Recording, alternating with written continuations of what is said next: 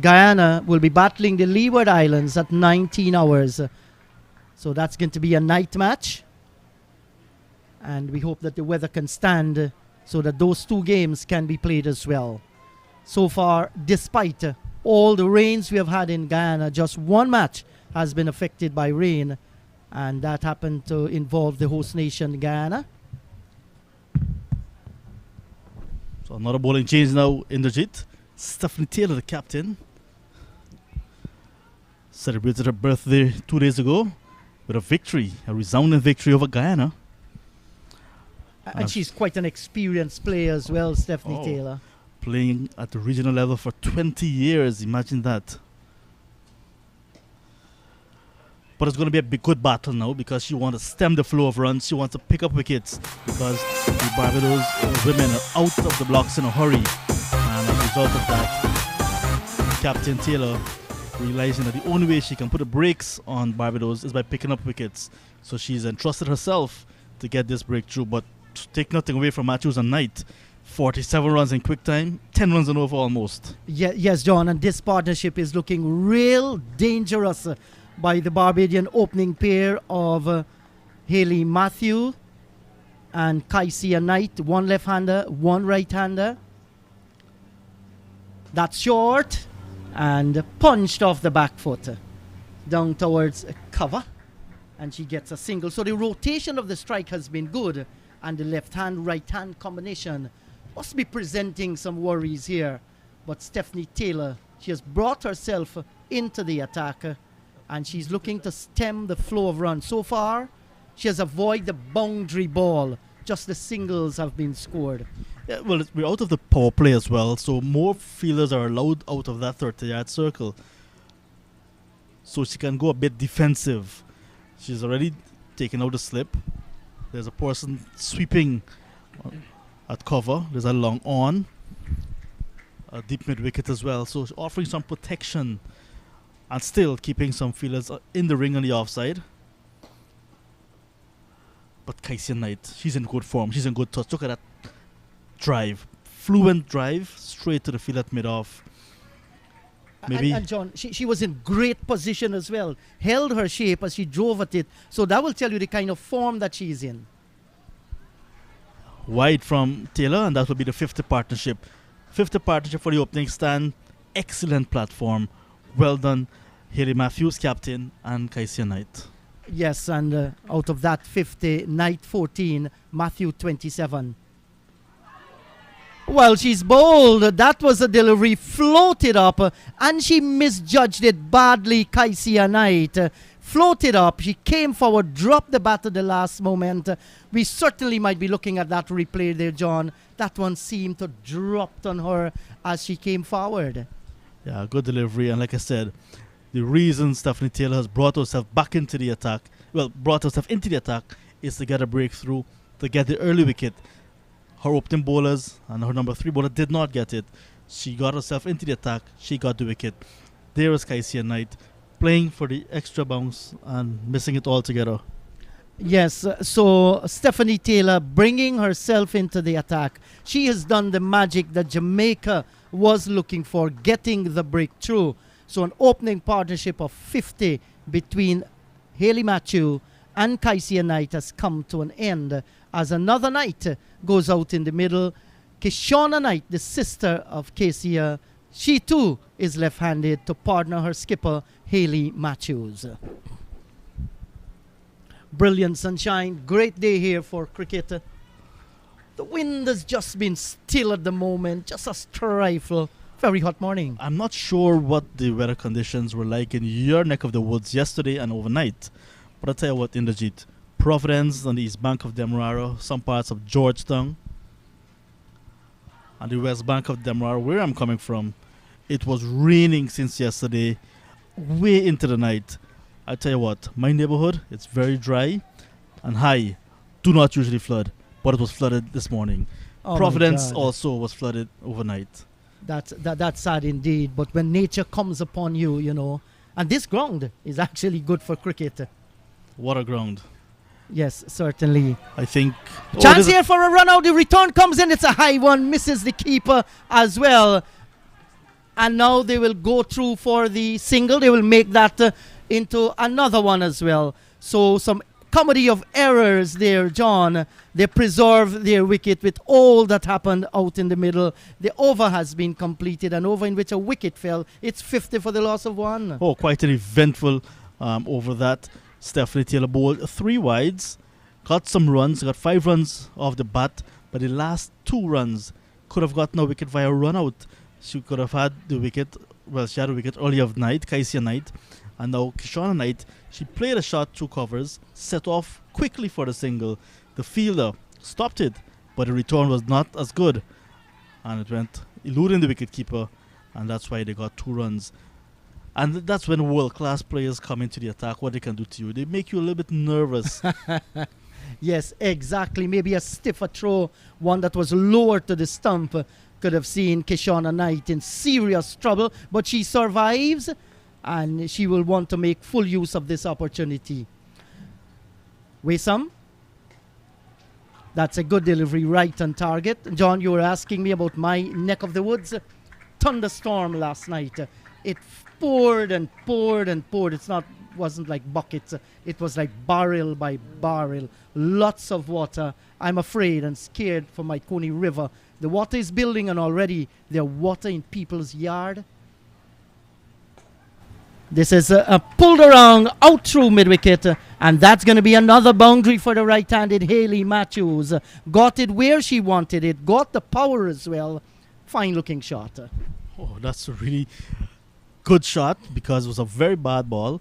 It's very short, and it sat up. There's no bounce because these bowlers are not extreme pacey. So with that little bounce that Matthews got, she will pounce on that any day. Yes. Your yards in Maikoni. Yeah, my yard is relatively dry, but there are many other yards in the Maikoni River that do have water at the moment. Where I'm living at Wash Close, no problem with households whatsoever. And this is stickled away off the pads. They have taken one. It's running close towards the boundary, and the fielder just gives up the chase. And that's 4 good-looking runs once again by Hayley Matthews. So the runs are coming, and they're coming very quickly. Just a nice little tickle to the right of the backward square, and she gets another boundary to take the score onto 60 for the loss of 1. Yeah, runs continue to flow. So the Barbados women are really pumped up. I like the energy of Jamaica, but just not lucky enough to get more wickets. Barbados riding their luck and making the half chances count. Yes, so this is over number 9. And you see that Matthews, she has swung into another gear. Cutting outside the line of the off stump, this time outfoxed by Waysam as the ball went over the edge into the gloves of the keeper. There is no run. But something good is happening in all that rainfall that has created some flooded areas, is that the Civil Defense Commission, the government of Guyana, they have dispatched medical teams. They have people on the ground. They have machinery. They are trying to alleviate and release some of the pressure. Now, this is sensible cricket. Nicely turned down towards short backward square by Hayley Matthews, and getting the single as well. Looking for every scoring opportunity. This is intelligent cricket. She knows where the fielders are, and she knows how to score a single. The hallmark of fine batting. So Kaisia Knight, she has gone back for 14, and that was just after bringing up a half-century partnership with Hayley Matthews. Windwards will tackle Trinidad and Tobago at 14 hours 30, while Guyana take on Leewards at 19 hours. That's a night encounter. Good-looking shot once again. And another single has resulted. Playing with soft hand, just look up at each other and said, yes, they went through for it. 9 overs have been completed. Kishona Knight is on 2. Hayley Matthew on 36. And it's 62 for the loss of 1. Yeah, good batting display continues with Barbados. I think they've realized that the only way, once they were sent in, the only way they can really make a contest out of this is to try to bat the opposition out of this game. Jamaica, the only team, well, the team with the highest score in the tournament so far, 133. Trinidad and Tobago 2 nights ago got to 108 in their game against the Leeward Islands. So Barbados now getting the opportunity to bat first. They want to put scoreboard pressure on Jamaica when they have to bat. So the moment they're well set for a Mamba total. Yes, certainly at 62 for the loss of one. That's a good delivery by Stephanie Taylor. She wants to bring back some decency here for Jamaica. A few overs, maybe a 2 overs, where they just give her around 6 runs. They can be right back in this. But so far, Barbados looking real good. And once again, very sensible stuff. And they're going to challenge for the second. Well, you capitalize. The fielder coming off the boundary area there was a little bit slow. And Haley Matthews saw it and called through Kishonna Knight. Well run. Yeah, good communication. Matthews, she's been there from the start. She understands what's happening with the Jamaica fielders as well. And she's very experienced. So she's going to call through her partner once there's a little gap. And look at this shot. Deliberate looking shot. Had to go to the left of the short mid-wicket. And all she was looking for there was a single. Realizing that there's a mid-wicket out on the boundary. Once she gets it in that portion of the field, there is always a single. So the batting here has been good. And this pair is showing just how they can get off the strike. And releasing, restricting the number of dot deliveries. And this is excellent to see. So good morning to everyone in Barbados and Jamaica. Early Monday morning. It's a business morning in the Caribbean, across the territories. And this game is certainly a business affair. The big one, because both teams unbeaten.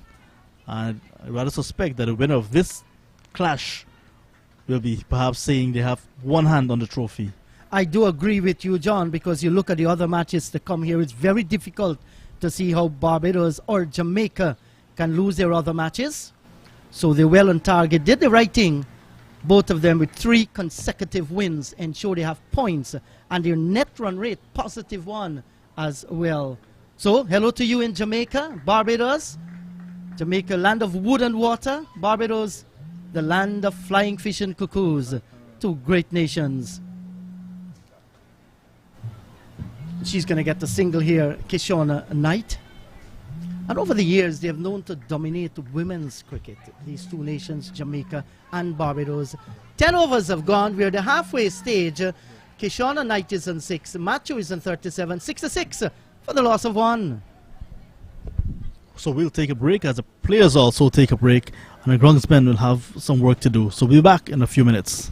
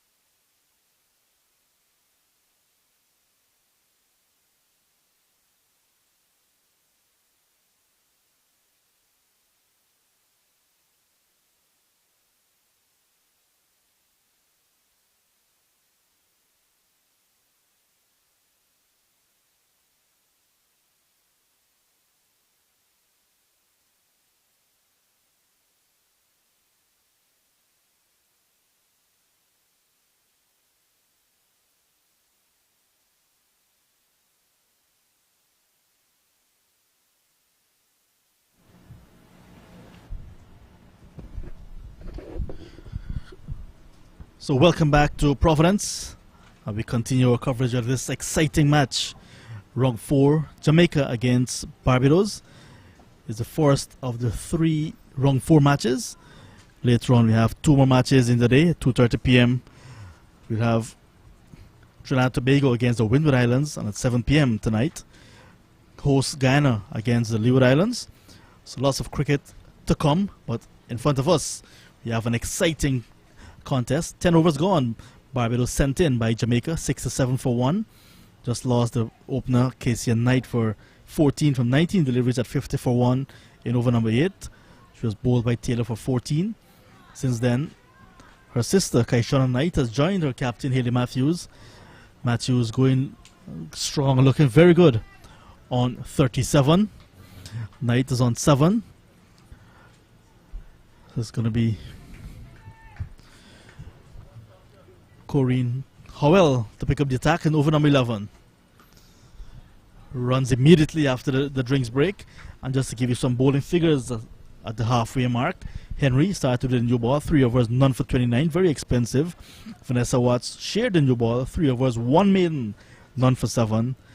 Nisha and Waysam, 2 overs, none for 18, also on the expensive side. Taylor, the lone wicket taker, 2 overs, 1 for 13. And now Howell coming in for her first bowl. It's all set up nicely for an exciting back end 10 overs. Hello, Clydie. Well, when you have lost only 1 wicket and you're scoring, that tells a story. That means that you've got the chance to accelerate your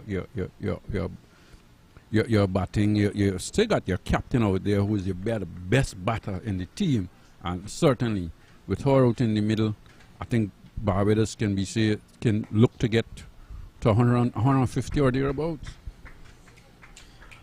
And that will really set it up nicely, because Jamaica is the only team to get more than, past 125, past 130, they got 133. I like how we both got caught. We were going to say more than 100, because Yes. I did that this morning as well. Yeah. So I don't think that because of let's say Barbados put on 150, they can bat themselves into a position of safety. Jamaica will go for that run. Quick single. And I think Barbados knows that. Stephanie Taylor, one of the better players or better batters around the world cricket, has struggled a little. And I'm sure Jamaica will be thinking that she's going to come good at some time. And maybe Barbados are thinking the same thing. At some time she's going to come good. And she's going to give a good account to herself. Just push nicely up to long on. Haley Matthews uses her feet and pushes that one up to long on. Gets an easy single.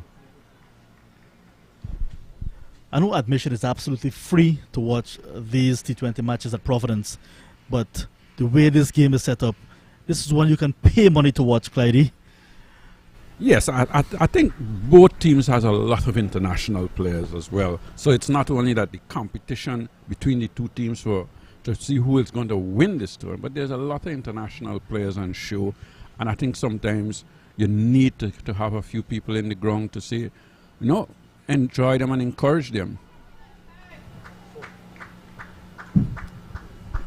And they're making this look so easy, just working the gaps, looking to score in the V. It's always a single in the V. That's the end of the over, Clydie. So at the end of 11 overs, 72 for the loss of 1. Matthews still looking good on 39. And with her, Kaishana Knight into double figures now on 10. Yeah, I think it's a good sign as well when you got players that can rotate the strike, their left-hand, right-hand combination. And if they can just rotate that strike, keep the bowler on her toes, making her have to change her line, her length, and do different things. That sometimes put pressure on a bowler by itself, because no bowler likes to bowl to 2 different players on 2 different left-hand, right-hand combination every delivery. Lots of batting to come. Alia Allen on the scoreboard, slated to come next. Charlene Tate, Alicia Scantlebury, Najani Kamabach, Shakira Selman, Shante Carrington, Alia Williams, Shanika Bruce. So that's the Barbados batting card. It's hot conditions, Clydie, so the Barbados players taking some refreshments. Yeah, I think, and the physio is out there as well, so maybe she's just having a little problem at the moment. I think it's Kishana, You get mixed up with the two of them easily, yeah? But we know it's a knight. Yeah. And they're both K knights as well. But she seems to be all right. She seems to be back up and ready to go again. But again, what I like is how they rotate. And once you keep rotating, bad balls will come. And then you put those away, and you've got a decent score on hand. So the physio has left the field. We're going to resume the battle. It's going to be, looks like Henry at the top of her mark, or is it Waysome? They're very similarly built. It's Waysome. So Waysome will continue. 2 overs before this, and none for 18 on the expensive side. I think both seamers has been a little expensive in this game so far.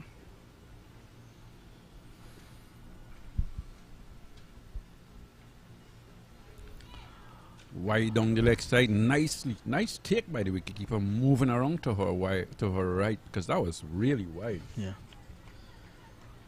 Tamika Sanford, the wicketkeeper. One thing we've noticed, we've both made the observation in the previous round that both Barbados and Jamaica are guilty of giving away too many extras. 10 already conceded. We're at over number 11. Extras making a contribution in every match. And I'm sure it's something that the West Indies coach that is here, Courtney Walsh, should be looking at and paying keen attention to, because you don't want to be going into international games and giving away that much wides and stuff like that in an international game.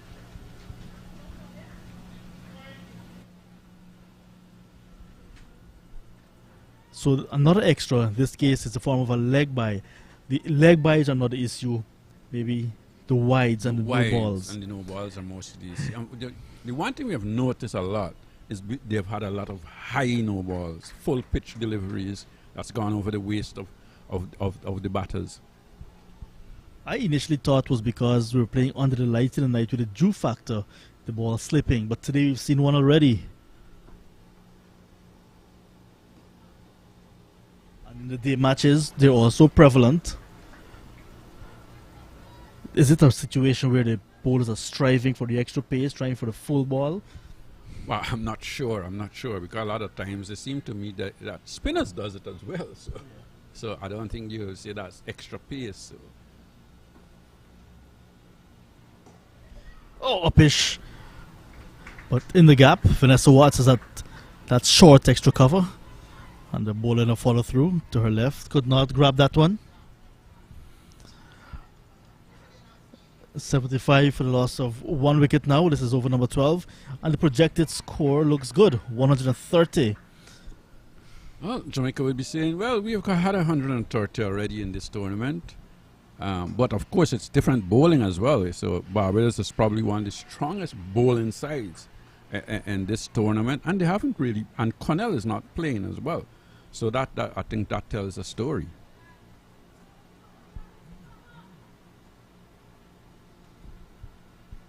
So all eyes on this contest. As Waysome now switching her line of attack to the left-hander. Good over so far, and I think we have been saying it, both of us, that sometimes it's how you finish, not how you start the over. You need to finish. You need to complete that over. Don't give a boundary or give a free ball at the end of the innings or at the end of the over. So we've had a wide leg by and 1 run off the bat. So 3 runs in the over so far.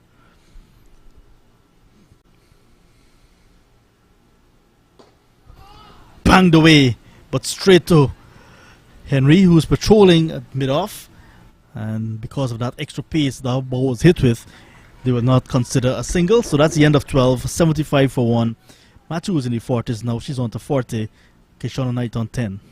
And that was a good over in context of how the seamers have gone in this game so far, in this innings, where the seamers hasn't bowled that well and runs were coming off of them. That over only 3 runs, 1 off the bat, wide on a leg by. So she would be very happy with how things went for her in that over. So, and I'm sure Taylor will be saying, well, yes, I've got a good over from my seamers. We just need to continue being tight.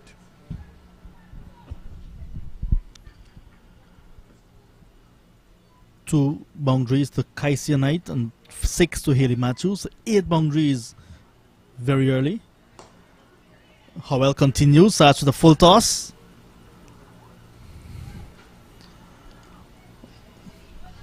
Matthews faced 39 deliveries now for her 41. But coming down towards the end of the innings, with wickets in hand, we expect the acceleration maybe from over number 15 or thereabout. I think that last delivery tells that Matthews have decided that she has to try and bat for as long as possible. Oh, wonderfully taken on the second attempt. Jamaica picking up the second wicket, and that's Sharona Walcott plucking it out of the air. It was a full-blooded pull from Kishona Knight looking for the gap through over the field at mid-wicket. But there we saw a wonderful piece of fielding from Walcott, and that's Knight going for 10. It's now 76 for a loss of 2 in over number 13. Yeah, I think Knight was looking to probably hit that over mid-wicket, came down the track, didn't time it at all, and it went trickling out to short mid-wicket. Fielder diving to her left and in front of her and taking a very good catch. So that's some more pressure on Barbados, and I think that's the type of wicket that Jamaica needs. They're probably telling themselves they have to get Haley Matthews before those last 5 overs. But if you can keep chipping away at the other end, that would even put more pressure on Haley Matthews. Ali Allen making her way to the middle. It's now 76 for a loss of 2. So both Knights are back in the pavilion. We saw the fall of Kaisia Knight early on, 14 at 50 for 1, 76 for 2. Kishona Knight going off well caught. So Howell getting her first wicket in this contest. So Ali Allen.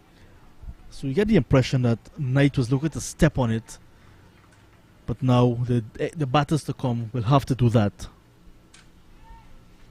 Wickets in hand. Yes. I think here's where Haley Matthews has to play a crucial role. She has to decide whether she's going to go, because if she gets out, Barbados low order can struggle, or Barbados batting order can struggle a little. So she has to decide what she's going to do.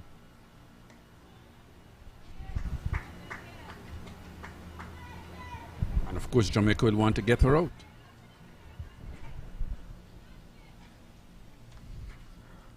Allen off the mark immediately. And a good over the last one, and some dot balls and a wicket, and already the projected score has dropped to 123. In the air, Taylor's after it. It's going to fall short of her. Just a single.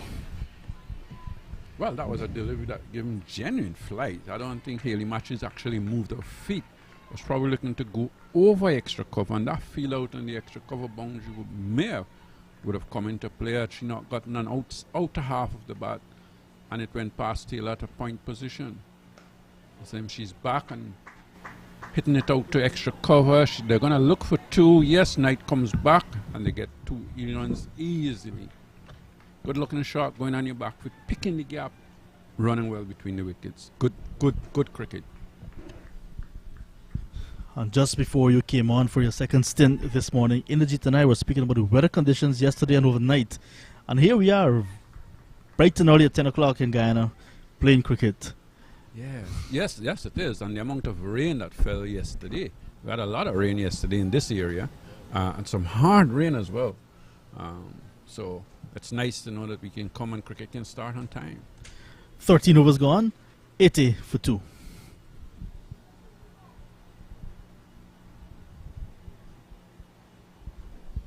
So when last have you seen a manual scoreboard? Well, we've grown accustomed to it in Guyana, but I'll tell you what, with all the cricket that's being shown on television, you do not see the manual scoreboard at all these days, Clyde. No, you hardly do, and we've got a big one at the National Stadium. So, you know, it's one of those things that border you used to remember the guys on that manual scoreboard. Yeah. It tells everything, doesn't it? Yes, it does. It tells a story because it's got everybody name up on it. Yeah. All 11 playing people, and when you're out, your score is up there as well to show. Yeah, quite interesting. The bowling figures are there as well. Yes. So it's the only manual scoreboard or the details still standing in Guyana for sure. It used to be one at Border. There used to be one at Everest. I know there was one at Albion. There's one at Blaymont. They're no longer there. Start of a new over. A dot Takes a ball. lot to maintain them as well because most of them would have been made out of wood. Yeah. So Nisha and Waisam is in her final over before this none for 20.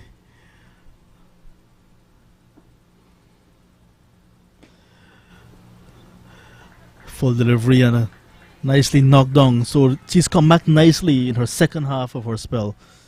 First two overs were expensive.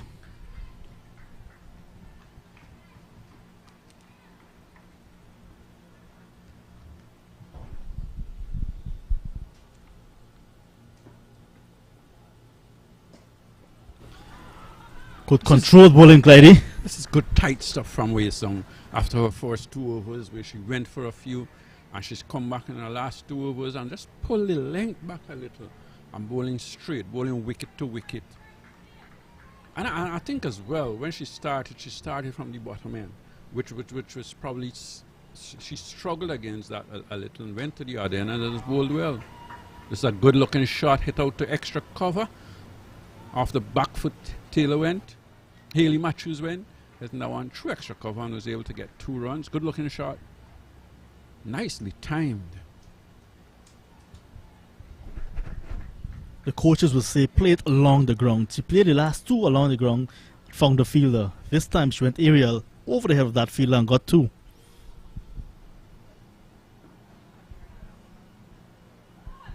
Calculated edge there, Clydie, and is going to get a boundary. Not in the approved fashion.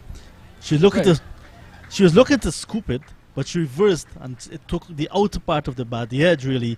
She wanted to have a more connection. 4 runs nonetheless. She might have a word with you later on that when you say that edge because I think that's where the area she was looking for was a scoop. On pass where a slip position would have been.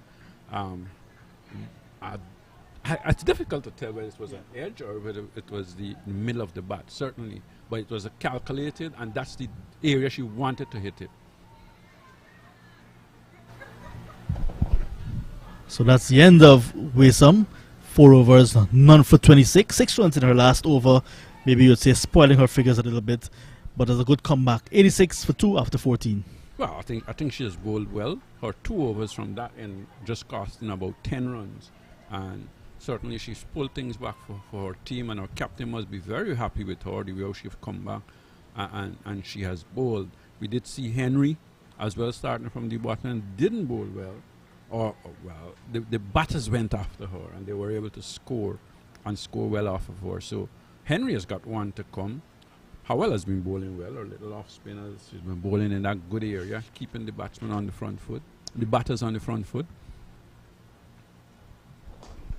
Straight in and out. That's Vanessa Watts at that short mid wicket, not holding on and giving Alia Allen a chance.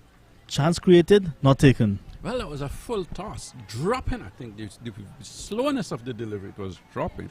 She was looking to probably hit it over mid-wicket. Didn't time it, and it went straight to Vanessa Watts, who floored the catch. In the air again. This time, it will be held. There is Natasha Mclean at mid-off, running back just beyond the circle. And Ali Allen looking to go the aerial route. Did not get the distance, got a little bit of height, and found the safe hands of Natasha Mclean. She's gone for 3, 86 now for 3 in over number 15. Yeah, I think you've just had a chance to delivery before the very next delivery. You didn't think about trying to work it for a single. You're trying to go over the top of mid-off, hit the top edge of the bat, and went out to mid-off. It was an easy catch for Natasha Mclean. And Jamaica just coming back a little in this game. They keep chipping away, getting a wicket, getting 2 wickets. As we see, I think it's now Charlene Tate going out to bat. Yeah, and I think this as well would put a little bit more pressure on Haley Matthews, because I think running between the wickets is one of the things that you need, and I don't think Charlene Tate is that quick between the wickets, so this would put some more pressure on Haley Matthews. This is the second time, if my memory serves me well, that Barbados batting first, because the first game they played against Guyana, they got to 86 and defended it, and then the last two games they were asked to chase and they got their targets relatively quickly. So now they're being stretched out batting first. Yes. And Jamaica obviously has done their homework, deciding, well, we can chase. We have got the highest score in the competition so far, so why not allow Barbados to set us a target? In the air again, but Matthews will watch this ball as it goes into the boundary, and that will be her 50. 52 to Haley Matthews from 47 deliveries.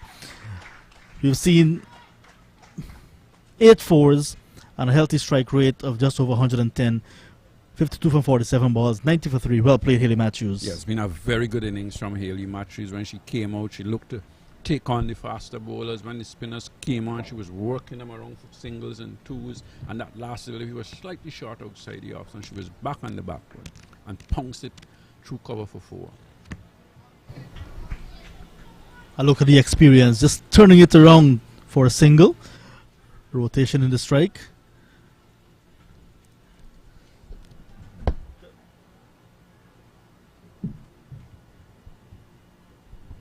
So I know you've got the projected score there, John, but I don't want to hear about the projected score before you leave. I want you to tell me what's your projected score. I would like to see 133 again on the board, to be honest. That would be my projected score. Wickets in hand, despite 3 already in the bag. Haley Matthews is the key. She's going to try to bat the entire 20 overs, carrying her bat. And once she's there, I think that 133, 135 is possible. I agree. Probably would be looking for a little bit more than that, probably a 140 or thereabouts. When you look at Jamaica batting, they've got some explosive players. This is a good looking shot. She's back on her back foot, hitting it out to extra cover. Feelers there, and they get an easy single. So Matthews will keep the strike. 93 for the loss of 3 wickets. It's Kaisia Knight 14, Kishona Knight 10, Ali Allen back in the pavilion, but Captain Matthews looking very strong, rock solid on 54, 93 after 15. Clyde, I'm still backing my 135. I hear you. I like somebody who consistently backs what they want. As I say, good day again to my good friend Mr. Inderjeet from Mike Coney. Hello to you, Clyde. Good day to you. Good day to listeners, wherever you are. I'll add another 5 to what John said. I'm looking for 140. I think it's on the card. Yes, I think once Haley Matthews stays there, and she's the key, because should they lose Haley Matthews, we'll probably see that score coming down a little. But I think Haley Matthews is the key. Well, she was hoping to get a wide and just leaving that one alone. And Stephanie Taylor is back into the attack as well. And Taylor so far 1 for 13. She's in her 3rd over. This time it's wide. This time it was even wider than the first one. And the umpire signaling a wide.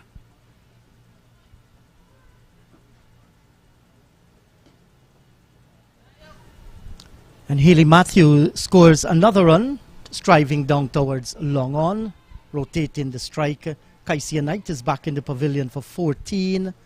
Kishona Knight, 10. And so to Alain for 3. Those are the 3 batters back in the pavilion. What I would like to see Stephanie Taylor do is try to bring in her feel a little tighter to Charlene Tate. I'm not giving her that chance to get an easy single so that you can keep Haley Matthews away from the strike as much as possible. Yes, that could be a very good ploy indeed, because the more strike Matthew has, she's the one that can go after the bowling as well. But this is good bowling here by Stephanie Taylor, restricting the batter, not giving the single.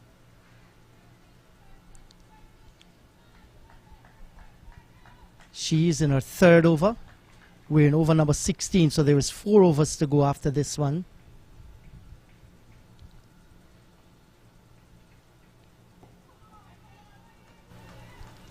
And this is going to hurt Barbados, but this is very good bowling by Stephanie Taylor.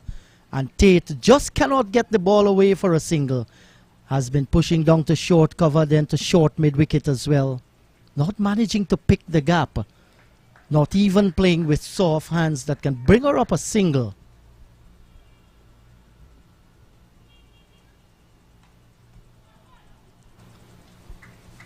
Now she gets the single as the ball goes out towards the extra cover, but that will bring up the end of the over by Stephanie Taylor. So Jamaica will feel happy. They have Tate back on strike. 16 overs gone. The score is 96 for the loss of 3. Matthew is on 55. Tate yet to score. And Stephanie Taylor doing the right thing with that last delivery, pushing the field back a little just to give Tate the single. Well, not really give him, but if she got the single, fine, but she didn't want her to get a boundary. And you're keeping Hayley Matthews away from the strike. And that sometimes can tend to put pressure on a player, because Hayley Matthews, when she gets down there, will be thinking, well, I have to score. I have to look for the big shots. Because if you only get a single and you get down to the yard, then you could be standing there for another 4 or 5 deliveries.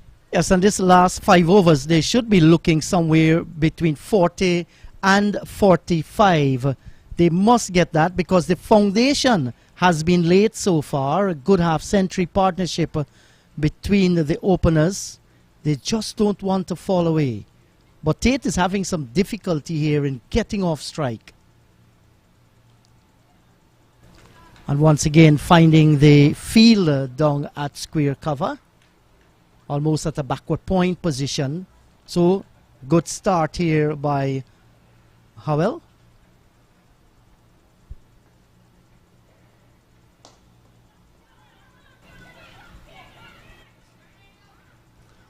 Well, they're going to score more here because it came off the keeper and it has gone across the rope. So that's going to be 4 runs. Well, they went for the single. They came through, the return came in, the ball ricocheted, goes across the ropes. So they're going to have had another 5 to that score, Clyde. Yeah, I think a little bit of bad cricket from on the part of the Jamaicans there as well, because Mclean, who came in from mid-off, tried to throw to Hayley Matthews in, who is the quicker of the two. You would have thought she would have wanted to throw to Tate's end, and Tate was coming to the danger end where the ball was closer. But she ended up throwing to the keeper. It ricocheted off the keeper and went down, and nobody was actually backing up the wicket keeper, so they got 4 extra runs. And this is over mid-wicket, out towards the boundary. Will it get there? Diving effort by the fielder. Will the ball touch the rope? It touches it now. And that 4 runs. There was a fine chase there by Chanel Henry. In the end, got there, but parried the ball away from the rope. And then it went into the rope for 4. Well, Chanel Henry did well to get to that delivery, but I think as she got it and she stopped it, she tried to push it inside the boundary, but it went alongside the rope. And it went back into the ropes. So 4, good effort, and that's something what you need to see on a cricket field. The effort. That's a good delivery because Matthew there, Clyde, was winding up to go after it again. Howell saw her looking for the shot, just very slow through the air, and Hayley Matthew had to wait on it. So the 100 coming up in this over, they're 105. Off the back foot, goes out towards the fielder on the cover boundary, and they'll get the single. This is a good over so far for the Barbados team. They've scored 10 runs and still 2 deliveries to go. So they're doing very well in this over so far. Yes, this could very well be the final delivery coming up in the 17th over. It's Howell to Tate. And dropping it away down towards short mid-wicket. 17 overs gone. Tate is on 7. Hayley Matthew is on a half-century. She has gotten 60 from 54. The score is 116 for the loss of 3. Good 106 rather. Good over for Barbados. 10 runs coming off of that over. But again, like with 3 overs to go, you've got 7 wickets in hand. You know, you can lose nothing actually if you go after the ball and go hard. And go hard at the bowling at the moment. So it's great to see that our cameraman just showing us the manual scoreboard there so we can have our viewers having a good look. Stephanie Taylor to Hayley Matthew. That was short, punching off the back foot and getting a single as well. In the bowling department, Stephanie Taylor 3 overs 1 for 15. Henry 3 overs none for 29. Watts 3 overs for 7, very economical. Waysome, she had 4 overs for 27. She has completed her spell, and so too Howell, 4 overs, 2 for 27.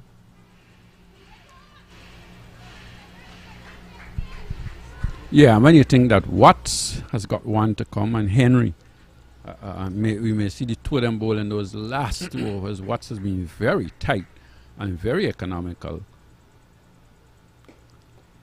And yet Tate just cannot get the ball away. 2 dot deliveries, and Matthew might just be wondering at the other end, what are you doing, girl? Just need to get off the strike and give me that strike. Big swing and a miss again. What Matthews has to do is come down to her and say, you have a go. It doesn't matter if you get out or not, just have a go, have a hit at it. Do whatever you can to score some runs. Yes, she went after that one and she missed it completely. Now the long off is going to be put closer down towards the boundary there with the intention of Tate to go over the top. Down the track and misses everything, goes by into the gloves of the keeper. So that's frustration not only for Tate but for Matthew as well. Yes, and sometimes that does happen. Because I think you've got 1 delivery left and maybe we'll see Tate getting that single now. And Hayley would be in two minds whether to actually run or not to. But she doesn't get a single as it goes out to backward point. So good over again from Stephanie Taylor. Only 1 run in that over. When you're thinking that that was the 18th over, you've got the 19th and the 20th to come up. That's very good bowling, very tight and very economical. Yeah, there were 5 dot balls in that over because Hayley Matthews scored a single off the very first delivery, and it was a battle between Tate and Taylor. 1 for 17 from her 4, picking up a wicket. Very economical indeed. I think we'll all be wrong if this scoring doesn't pick up in this over. And when I say that, if Matthews doesn't really pick it up in this over, probably one would hope that she doesn't get a single and go to the other end. I'm thinking all our coach and our teammates would be thinking we want her to bat out the overs. And this one is high in the air. Will the catch be taken? It's a difficult one, and it's dropped there by Corinne Howell, running away from a short mid-wicket. Had to run towards the ball going away from her, then turn around Clyde, and might just not even got a hand onto it. Well, it would have been a good catch because she had to run some 20 yards or so. But she got there in the end and got there comfortable. But I don't think she got a hand to it. It just went through. Yes. Through and through. Can Tate get the single? Now she's going to get the single. And there's loud cheers coming from the Barbados dugout, knowing that Hayley Matthew is going to get the strike. 109 for the loss of 3 in the 19th over. Hayley must go for broke here now because they're falling a little bit behind. Good delivery at this stage by Watts to ask Hayley Matthews. All you can do is to defend. And in the 19th over? Yes. And a batter who has been there from the start and has batted right through, that's good bowling, good tight stuff. And 7 wickets standing as well. And she was looking to come down the track. Watts saw her, pulled it back a bit and bowled it outside the off stump as well. She had to check herself and just end up steering it out into the cover region, and she was able to get a single. Good bowling. This is excellent bowling from Watts. Yes, it is excellent bowling from her so far. None for 10. She's in her final over. Tate is back in strike. Flashing at 1 and missing outside the line of the off stump as well. Going by into the keeper. And the thing is, Watts hasn't bowled since the 6th over. So she's had to come back now, bowl 1 over, and to bowl it tight. This is good stuff. And bowl down this time. Well, she had to go for it there, Tate. Missed it and the ball cannon into the stump. And she watched her leg stump be knocked out of the ground. a very fine over so far by Watts. She has picked up her first wicket. I think that's the end of her over and the end of her spell. What a spell. It's been a brilliant piece of bowling by Watts in this game. She certainly bowled well. She's kept things tight, making the batters play and not giving them any free run whatever. I think or 4 overs may have cost 9 runs? 10 runs. 10 runs, 4 overs, 10 runs, and a maiden included in that. And picked up a wicket as well. Excellent bowling. And bowling the 19th over, bowling in the power play, 3 overs, and then bowling the 19th over when the slug is on. That's excellent bowling. Yes, and most of the time bowling to Hayley Matthews as well, who had to contend with excellent bowling as the new batter makes her way out in the middle. That's Shakira Selman. So I think Barbados would be a little disappointed with the way they have not accelerated towards the end. When you have now lost 4 wickets, and you have not accelerated, you would certainly think that's very disappointing. Disappointing indeed, but the Jamaican girls, they have done well in the last 10 overs, especially in the last 5. They have managed to curtail the free scoring Hayley Matthew, who has strike now. She's going over the top, but all she's going to have here now is a single. Was of course looking for the boundary there, but the field is well set there, Clyde. There's an extra cover inside the circle and you have a cover out on the boundary. Janelle Henry, who didn't bowl well earlier on when she bowled, and she was bowling from the southern end. We've seen her in the tournament bowl most of her overs from the northern end. Was asked to open this morning from the southern end, and I don't think she bowled well at all. Like we have seen her in previous games. Yes, you probably bowl into 2 better batters as well, but I don't think she bowled as well as we know she can. Yes, from her first 3 overs, she went for 29 runs without picking up a wicket, almost 10 runs and over. She will consider herself starting this final over the way she wanted it, just a single. And that's short and signal wide by umpire Jacqueline Williams. Just maybe trying to hide the ball there, and Selman couldn't get a touch onto it. Yeah, I think Selman has gone out there to try and score. There's no doubt about that. She's got the experience. She's been around West Indies cricket for a very long time. And I'm sure Hayley Matthews would have given her the license there and said, look, you go and hit the ball as hard as you can, but let's try and make sure that there's no dot deliveries in this over.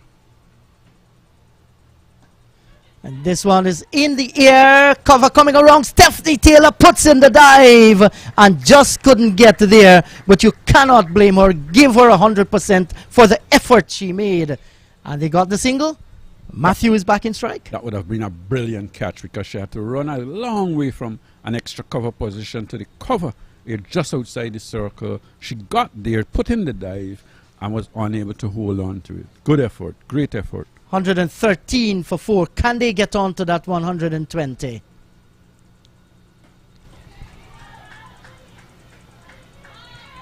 She's hitting.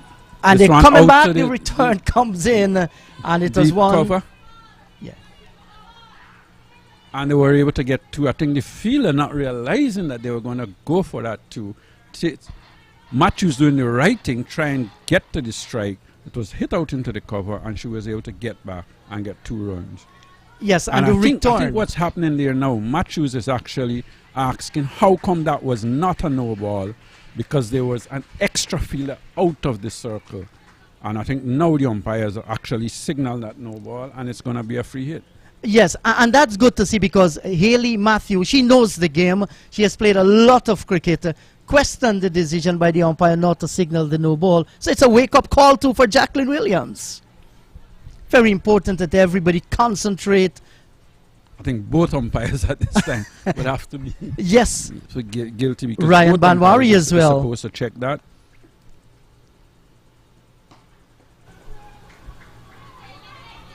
Will they go back for the second? The return comes in. And the bails have been taken off, but good run in between the wicket once again, getting Hayley Matthews 2 more runs.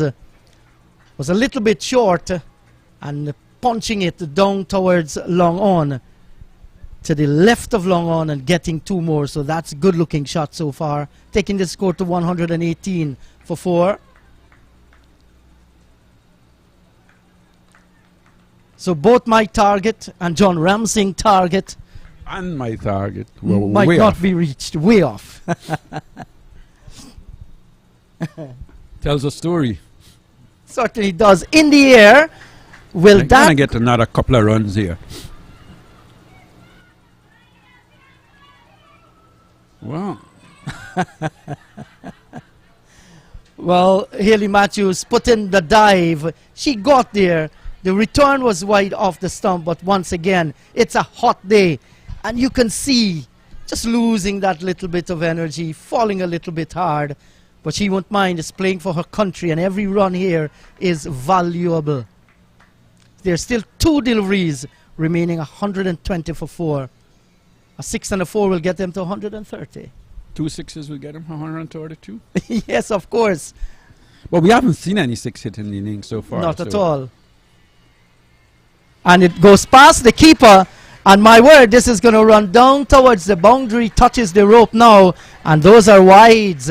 So that's going to be 5 more. Just falling 1 short of the 6 we talk about, Clyde. Yeah, Well, and a that little should have bit never of- happened. A little bit of bad cricket from Chanel Henry, really. That was way wide of the off stump. Haley Matthews, yes, was coming across looking to play that little chink shot of hers down past the, or a reverse sweep down past the short third man. Didn't get a touch to it. It went wide of the wicket keeper, and it went for 5 wides actually. So Yes. you've still got to bowl those 2 deliveries. And the score has gone up to 125. In the air again, over the top of short extra cover. The return comes in, and they will complete 2 more. Good looking run. Good shot by Haley Matthews. Didn't get the power she was looking for, but ensure she got the 2. She keeps the strike. 127 for the loss of 4. Matthews is on 72 with 1 delivery remaining. I think Haley Matthews looks very tired out in the middle. She is. She's had to do a lot of running. Hasn't been able to find the boundary probably as frequently as she would like. In the air, fielder coming in from long on will not get there. The ball actually stopped. They're going to go through, sends the return to Matthews, and she dives, gets home. She will remain unbeaten on 74, and Barbados will close off at 129 for the loss of 4. Matthews 74. Kaisia Knight making 14, Kishona Knight 10. The 20 overs have been completed. The target for Jamaica will be 130. I think in the last 5 overs, Jamaica came right back into the match, restricting Barbados to 129. I think all in all it's been a good game so far. When Jamaica started, Barbados was on top in the initial stage of forced power play. Maybe the first 7 or 8 overs, Jamaica pulled things back in the middle nicely, and then towards the end, just that last over, we saw Barbados getting some more runs. But Haley Matthews has played a wonderful innings here. She's batting right through for her team. Didn't probably get the sort of support that she needed, but I think it's been a wonderful innings, and one understands now why she had to ensure that she batted through that innings, because seeing the rest of the batters that she have. And the Jamaican bowlers, I thought, bowled well, led by Watts, who got 1 for 11, 1 for 10 in our 4 overs. Howell bowled well and was well supported by Stephanie Taylor as well. But so I thought, all in all, I thought it was good all-round cricket, good tight stuff, and well done to both teams. Yes, and our colleague John Ramsing has passed me the bowling figures. Chanel Henry, 4 overs, no maiden, none for 50. Vanessa Watts, 4 overs, 1 maiden, 1 for 10. Very economical. Waysome, 4 overs, no maiden, none for 26. Stephanie Taylor, 4 overs, no maiden, 1 for 17. Fine figures as well. And Howell, 4 overs, no maiden, 2 for 27. So Matthew, 74. Kaisia Knight, 14. Kishona Knight, 10. Ali Alain made 3. Tate on 8.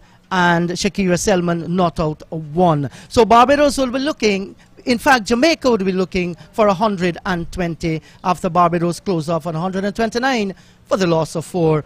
To join us when the Jamaica team will respond. This is Inderjeet saying goodbye for now.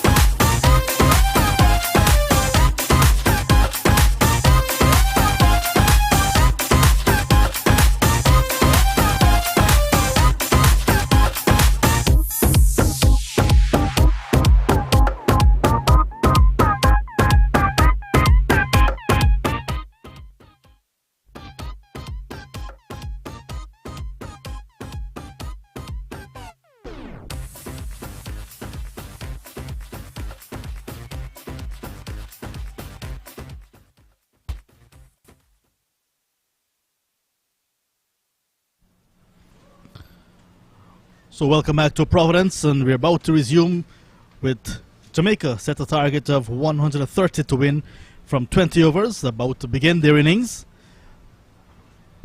We're getting ready for this exciting finish. Barbados got 129 from their 20 overs thanks to a magnificent 74 not out, carrying her bat all the way. Haley Matthews, the captain, from 63 balls. 9 fours in that exciting knock. Kaisia Knight 14, Keshana Knight 10, Ali Allen 3, Charlene Tate 8, and Shakira Selman 1 not out. First delivery by Bruce, and there's a loud appeal.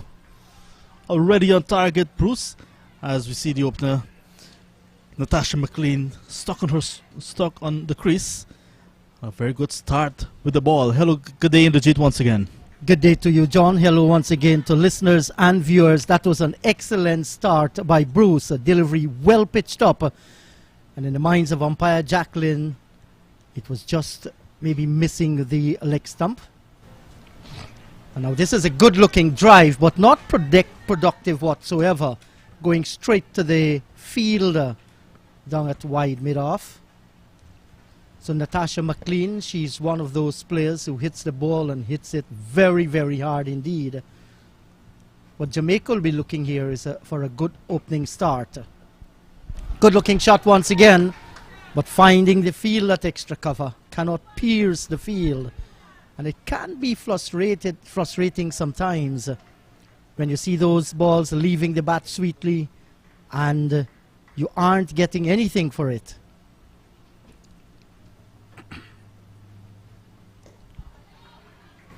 Another good delivery, right on target. And all Mclean can do is to defend. And Barbados will feel they're right on target at the start of the first over, defending that 129. So far, they've kept Jamaica to 4 dot deliveries. So Jamaica, they're on their way. They're 1 without loss. Lots of questions Shanika Bruce asking of Mclean. Last one was slanted from outside off stump. So Mclean just turned it into the onside for a single. But Jamaica need a very positive start if they're going to get anywhere close to 130. Bold! Excellent delivery. And that's the fall of the first wicket. The perfect start for Shanika Bruce and Barbados. Jamaica not looking good at all. 1 for 1 after 1 over. Yes, John, and when you can beat a batter on the defensive shot, cutting back from outside the line of the off stump and knocking the off stump, having the bails dislodged, it's an excellent delivery by Bruce, and what a way to break this opening stand. Jamaica, they are pegged back. They have lost 1 wicket for just 1 run on the board, and this is just what their skipper Stephanie Taylor might motivate her as she walks out in the middle there. Experienced campaigner, but Barbados have started well. That's really a good start indeed, because Rashada Williams would have been among the runs for Jamaica in the earlier matches, and lots would have been dependent on her, but that's all history. Barbados happy to see the back of her, and now they have to look at what's in front of them. Likewise, Jamaica, far way to go to get that 130. They got 133 in their opening encounter against Trinidad and Tobago on the lights. And now, different kettle of fish. A good seaming attack, a good bowling attack generally from Barbados. So they'll have their work cut out, but they have experience. Stephanie Taylor, Shirley Nation, Cheryl Henry, and Mclean at the crease are all capable, tried and tested batters. But a partnership, they must be able to put on a good total for the second wicket. They've lost 1 already, forget about that. Have a good partnership now, then go to work at the back end. Yes, so Alia Alain slanting down the leg side. A half-hearted appeal, but she knows it was definitely going down the leg side. So Mclean, she has faced how many? 6 deliveries so far for her 1 run. Taylor just come out in the middle. She hasn't faced the ball as yet. So Jamaica pegged back in the quest for that 129. And you were spot on, John. Barbados, a different kettle of fish. Very good seam bowling from the Barbados team. Look at that delivery again. Outside the line of the off stump. Had some pace on it. Just moving back upon pitching. Heading into the break, Jamaica perhaps would feel a little bit happier than when they were maybe at the halfway stage of the Barbados innings, because to restrict Barbados to less than 130, it's a very good comeback at the back end of the bowling innings for Jamaica, and they perhaps would feel that they have a chance to chase it down easily. But Barbados, losing momentum, will now be happy with this early wicket. Certainly, they will feel happy with this wicket, because at one stage we were saying they'll get between that 135 and 140.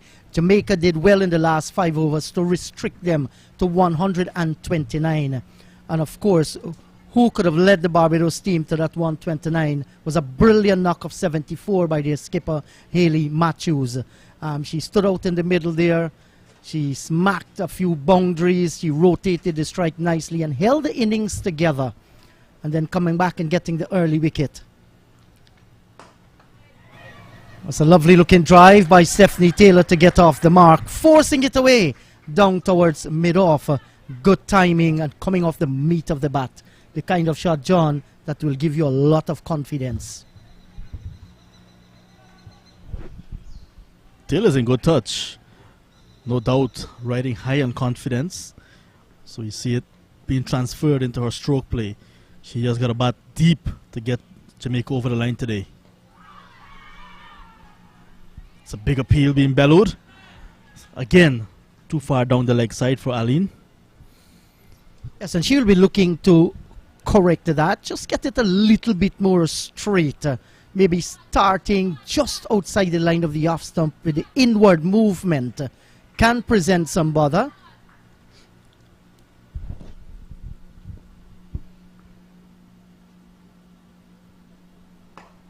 That one is in the air. Runs for Mclean. The big girl will get the boundary.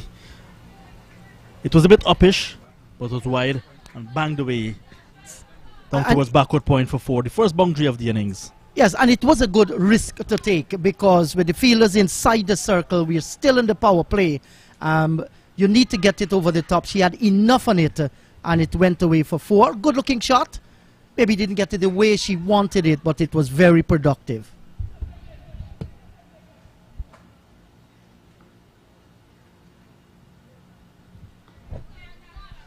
So Aline is going too far outside the off stump now. So that's what good batting can do to you. As soon as the boundary is scored, Aline lost her shape and started to spray it wide. Yes, just compensated here, trying to maintain an off stump or just outside off stump line.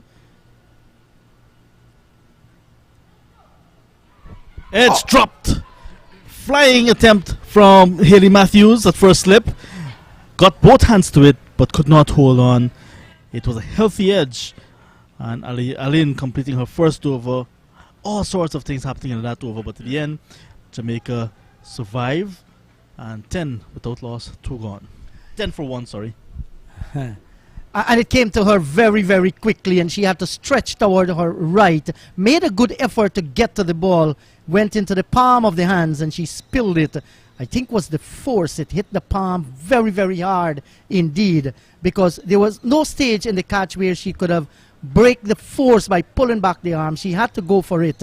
If she had taken that, it would have been a brilliant catch.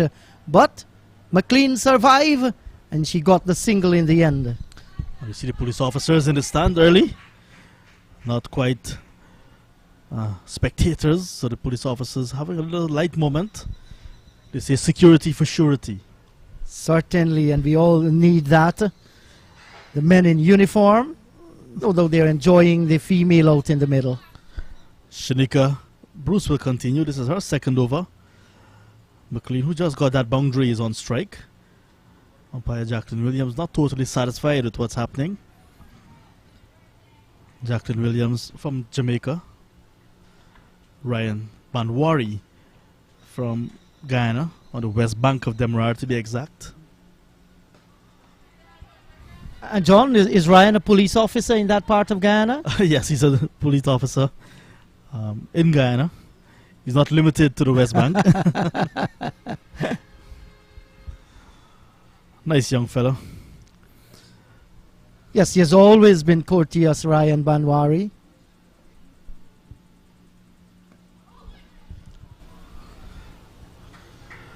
So clipped away by McLean. So McLean is using number 45 on her back. Another famous Jamaican with number 45 is Chris Gale. Another opening batter as well. Yes, and what a player Chris Gale was in his playing days. Well, he actually isn't retired as yet, so he's still in his playing days, Christopher Henry Gale. I served West Indies cricket well and franchises around the world.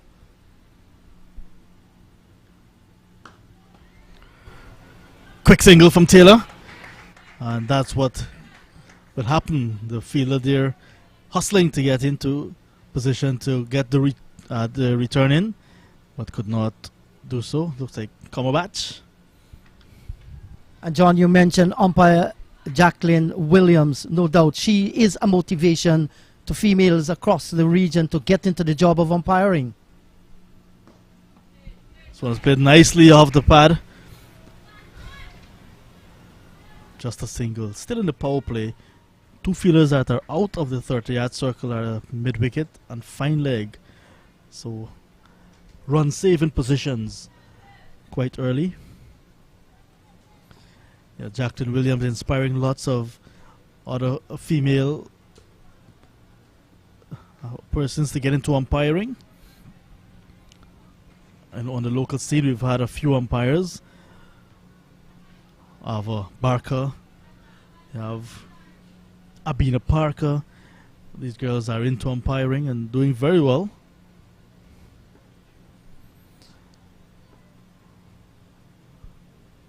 Bruce already with a wicket.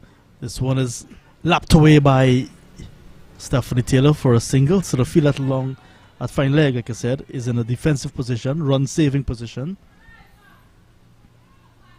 Yes, and this is good bowling. She's bowling to her field here, Bruce, and they know Stephanie Taylor can play that shot, so they choose to ensure that those two fielders outside of the circle, like you rightly said, one at forward square and one at long leg. So 4 runs off the bat and a wide from the Bruce second over. At the end of 2, set a target of 130. Jamaica 15 for a loss of 1. Yes, so they're scoring at 5 runs and over 3 fives will give you 15. Certainly, they will want to improve on that, but as of now, the run rate is not a bad one. They have just lost the 1 wicket. So Jamaica, we can say they're on target at the moment. The first over was a good one. They struggled to get the ball away to score their runs, but they came back nicely. Not bad at all after 3 overs.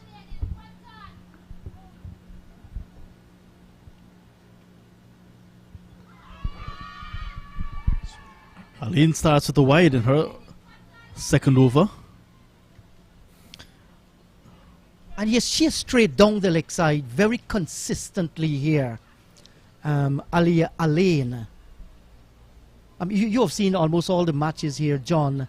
I remember I did one match here and she actually bowled from the northern end of the ground, but she's starting from the southern end here today. Just need to get that line correct.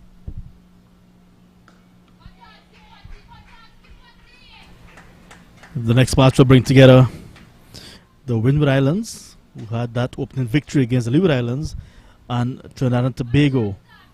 Trinidad and Tobago, not the kind of campaign they wanted this season. They had that rained out game against Guyana. They lost their opening match to Jamaica, but bounced back in their last game against the Leeward Islands. So it's a hot and cold season for Trinidad and Tobago. Bowled! There we see a very full ball, and Natasha Mclean looking for the pugnacious drive, and that ball crashed into her stump, and the death rattle. And that's the end of Natasha Mclean, bowled by Ali Allen for 8, And now 17 for 2 in over number 4. Yes, and she went for the drive across the line of a full delivery and missed it. And this is what happened when you bowl straight. When the batter miss, well, then you are going to hit either the stumps or the pad. And this time it missed the bat, it missed the pad, cannon into the stumps. Good wicket for Barbados to get here. 17 for the loss of 2 in the 4th over.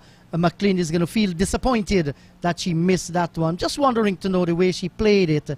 If it was a premeditated shot that she went on, because it was a full delivery. So congrats to Alia Alain. She has gotten her first wicket. She's going to feel happy as well.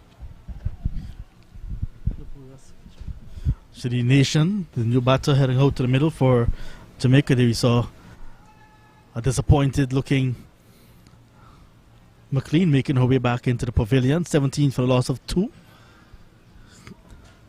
Mclean gone for 8. Earlier, Rashada Williams got a forced ball from Shanika Bruce. So the openers are back in the hut now. And another experienced campaigner in Shitty Nation, who has worn international colours for a long time for the Maroons, for West Indies, joining her partner Stephanie Taylor. So this pair, very important to the outcome of this match. How well they would go, how long they would go, will determine how close Jamaica will get to 130 for victory. But Barbados are all over Jamaica at the moment. Yes, the momentum is definitely with the Barbados team. Jamaica will like to build a momentum from here on. You do not want to be pegged back where you're restricted to 3 and 4 runs and over. That is going to put additional pressure on the batters out in the middle.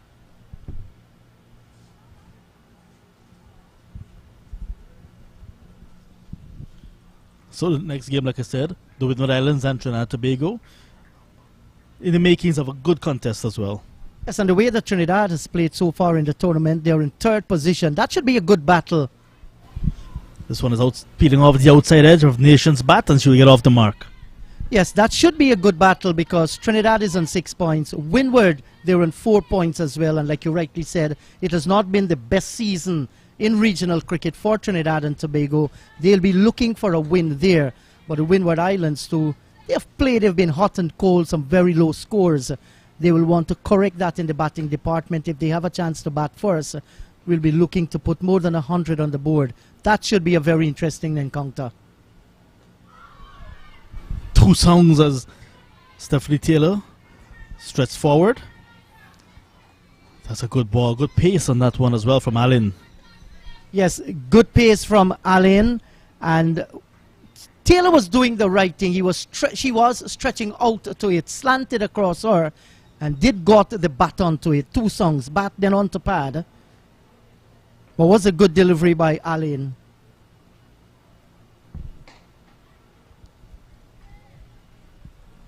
Full and straight, that's the order of the day so far from Allen. And then tonight we'll have the Leeward Islands against the host, Guyana. Guyana lost their opening game to Barbados, had a washed out encounter against Trinidad and Tobago, and lost to Barbados, Jamaica, recently. So they need to get some points to have their campaign end on a high. Yes, and the Leeward Islands, on the other hand, John, they have managed not to score a point so far. So they'll be looking for a win. As the over's been completed here, Jamaica, in response to that 129 made by Barbados, they are 18 for the loss of 2.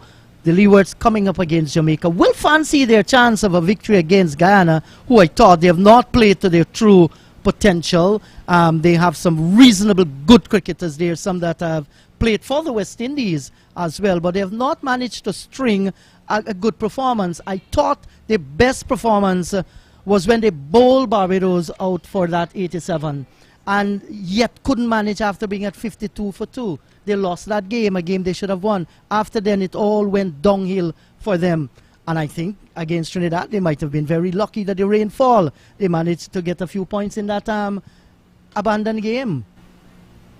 So we wish them all the best and hope that they can play to true potential against the Leeward Islands. So those are the matches to come today. Once again, the Windward Islands against Trinidad and Tobago. The next match at 2:30 local time. And on the lights tonight at 7 p.m., Leeward Islands against Guyana as Bruce continues. This is ill-directed. Good keeping from Skysian night once again. It's a hallmark of the success of Barbados bowling so far. She's been right up and causing a lot of pressure, putting a lot of pressure on the batters. Yes, a brave girl. Even if you want to come down the track, you're going to take a tremendous risk there with the keeper standing right over the stumps. Just as we're praising her, this one eludes her gloves and will head close to the boundary just behind her and will get there ahead of Tate. So 4-5 in all, because runs, in fact, Jacqueline Williams signaling runs. Quite interesting. Yes, quite interesting. So she got something onto that one. And the keeper did not hold on. Exactly. It was at a good catchable height. Yes. It was going down the leg side, and with the keeper outside the line of the off stump there. So Nation credited with a boundary. Faintest of edges, you may say. This time, inside edge. Almost played back onto her stump. So Bruce bowling stump to stump. Yes, John, and that could have been a slower delivery there that deceived Nation, because she already committed on the front foot to play the shot, and the ball came through a little bit slower, just dropping the bat. Lucky it did not go onto the stumps.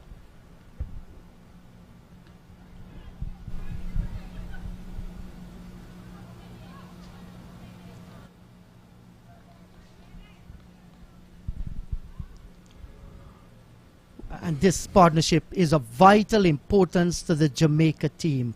They've already lost 2 wickets. We're only in over number 5. You do not want to lose too many wickets in the power play. It can affect you as you charge later in the game.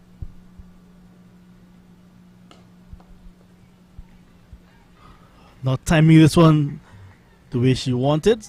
Taylor, back of the track.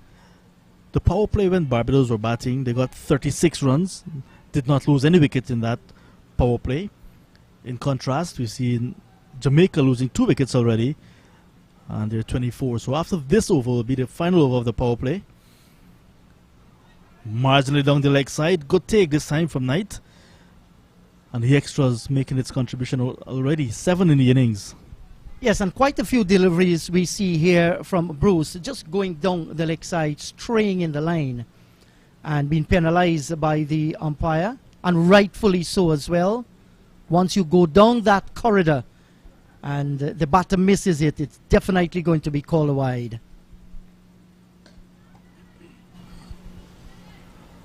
A dot ball to end over number 5 after 5 overs.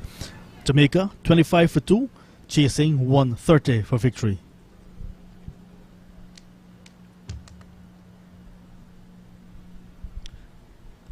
And John at 25 for the loss of 2.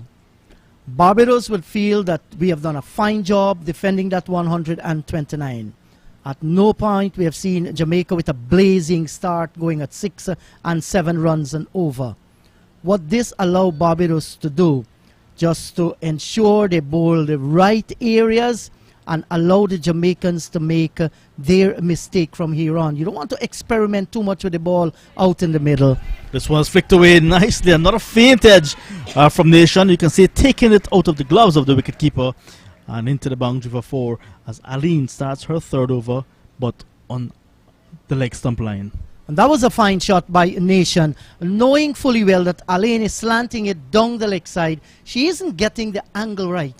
That's something she needs to work on, and the batter capitalize on it, getting the faintest of edges and beating the diving keeper and getting the boundary too. So good start to this over by the Jamaicans. West Indies men's team beaten 3-0 by Pakistan in Pakistan. They're on their way back to the Caribbean. And on Thursday, the first of 2 test matches will open against Bangladesh in Antigua. So in the men's cricket, we're looking forward to some red ball action. Appeal going up. And I think, John, with those deliveries slanting down the leg side, umpire Banwari decided, you know what, that is not going to go into the stumps. The line was wrong and heading down the leg side. Well, tell you the truth, I did not expect West Indies to beat Pakistan. I expected West Indies, like their first game against Pakistan, to be competitive in the series. They showed great competitive spirit in that first game, but they were blown away in the other 2.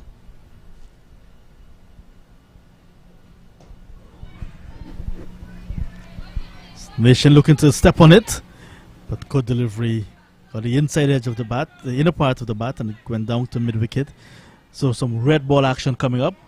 Bangladesh are in the Caribbean, and West Indies will open, like I said, on Thursday in Antigua. So a new look West Indies test side as well.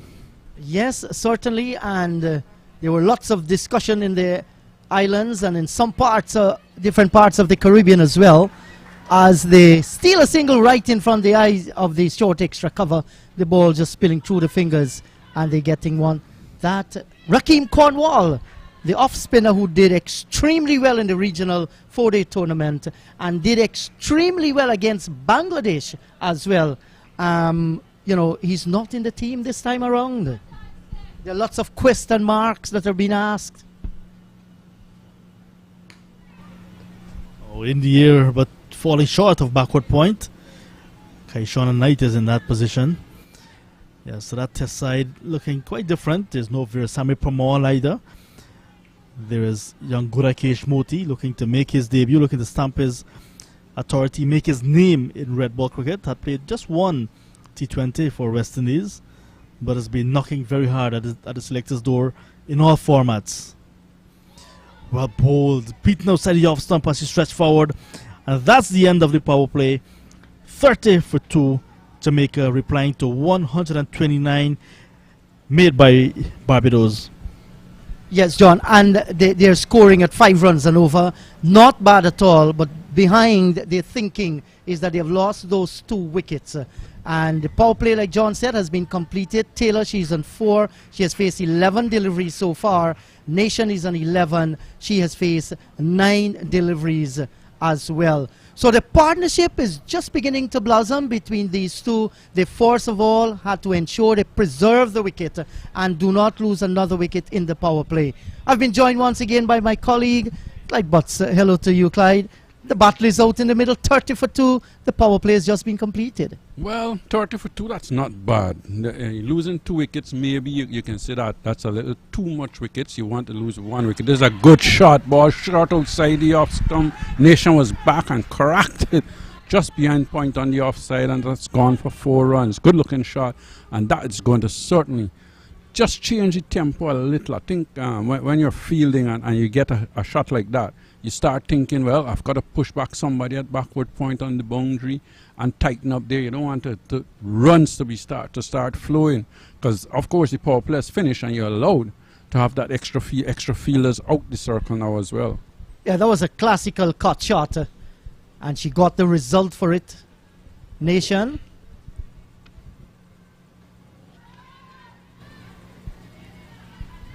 And that one was much closer to the line of the off stump. Just cramping Nation there for room as she was looking to force it away into the offside field for the single. So good delivery by Bruce.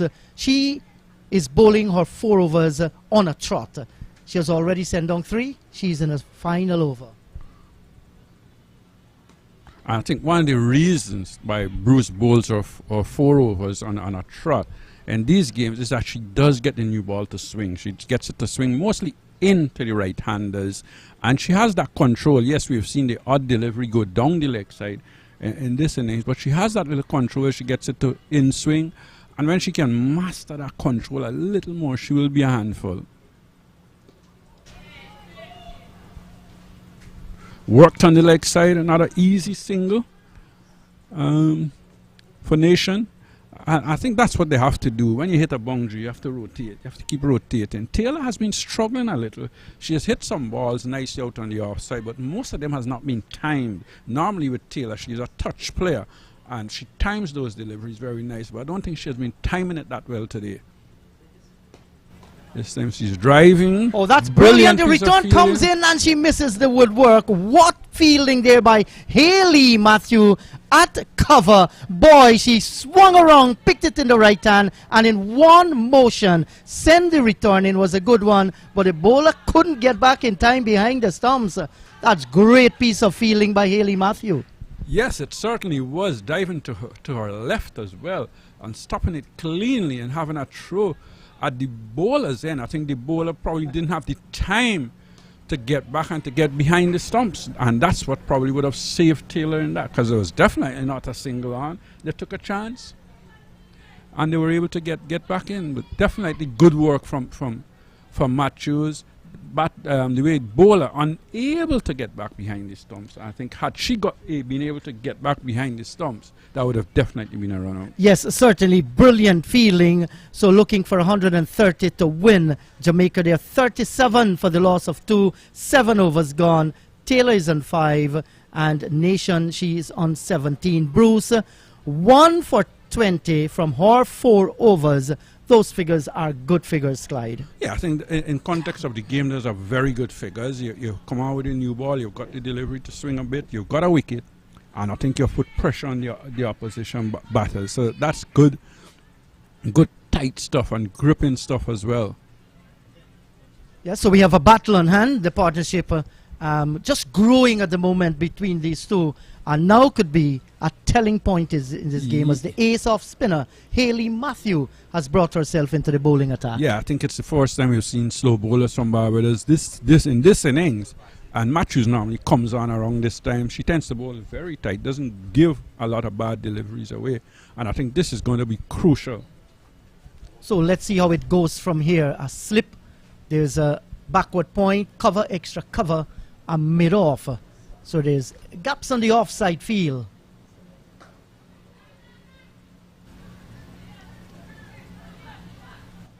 Good delivery to start with. One very slow through the air, a little bit of spin on it. And Nation on the back foot, just steering it away down toward short cover. I think what Hayley Matthews is doing here as well is she's got a semi-attacking feel because she's got a slip in as well. And she's bowling a slip and a ring of fielders on the offside, all saving one. And then there's a long on and a deep mid wicket, a deep backward square on the onside with a short mid wicket. So she's asking you to actually look to play across the line of the deliveries if you want to score, or to hit through that offside field. Exactly. And putting in the slip as well, Clyde. This is good thinking because they feel another wicket here could really peg back the Jamaicans. So it's good awareness level, intelligent cricket that we are seeing, and you're right about it. You want to go through the offside, play against the spin of the ball.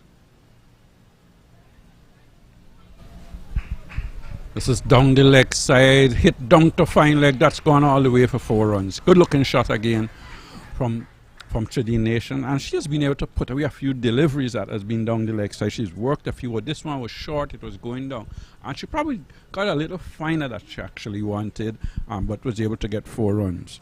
Yes, and that's good cricket as well, because it was slanted down the leg side, you want to make use of it, and she got the boundary.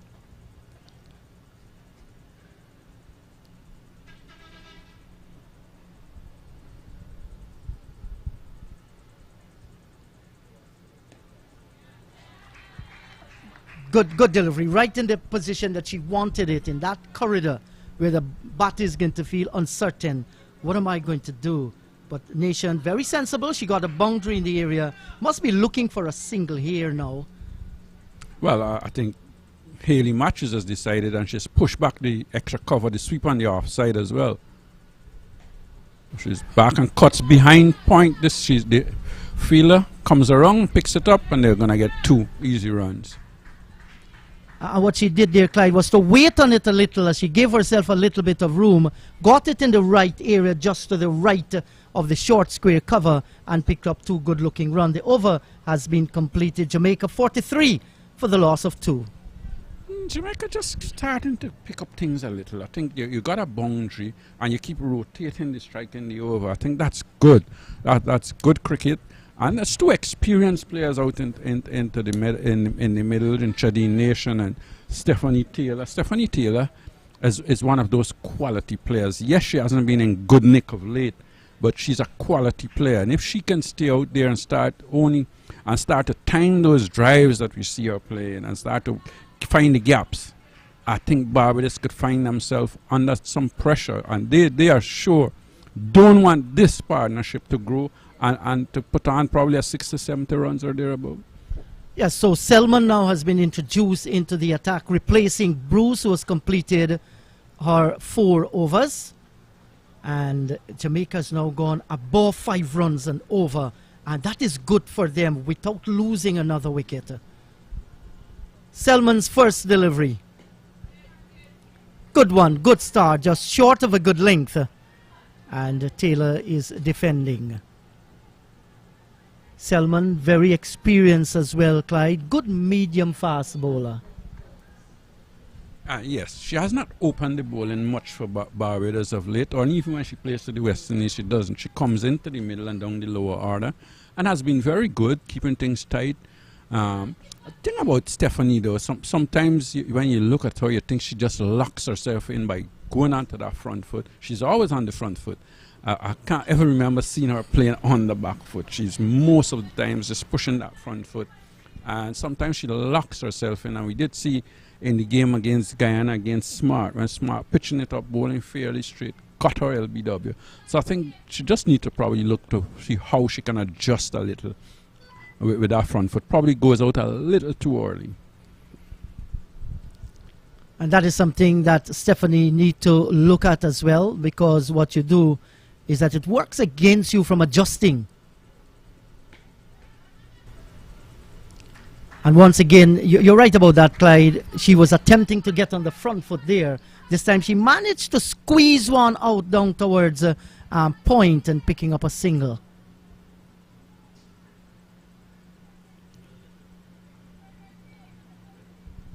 When you're a complete front foot player, sometimes you tend to make a small step forward and then adjust with the other step to try and get as close to the ball as possible. But if you make one step, too big a step, that can sometimes lock in your foot, and you have to get your foot out of the way when the bowler bowls fairly straight, especially when it's in swinging. Good delivery from Selman, outside the off stump, going through. Well, signal and no ball as well. Signal and no ball, so she's probably has overstepped.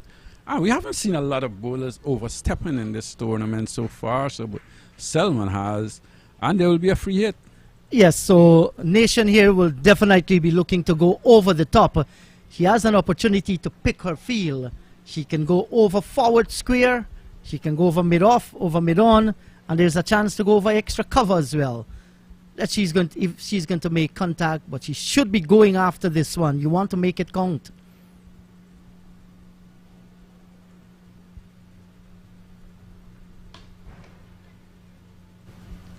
And doesn't get anything for it. Played straight to Haley Matthews down at extra cover. One would have thought she would have probably looked to give the bowler the charge with that delivery. So I think she was more or less pulling away, looked to hit through the offside, whether she was thinking over long off because the mid-off is in, but certainly was unable to get a run. So despite bowling that no ball, she came back nicely.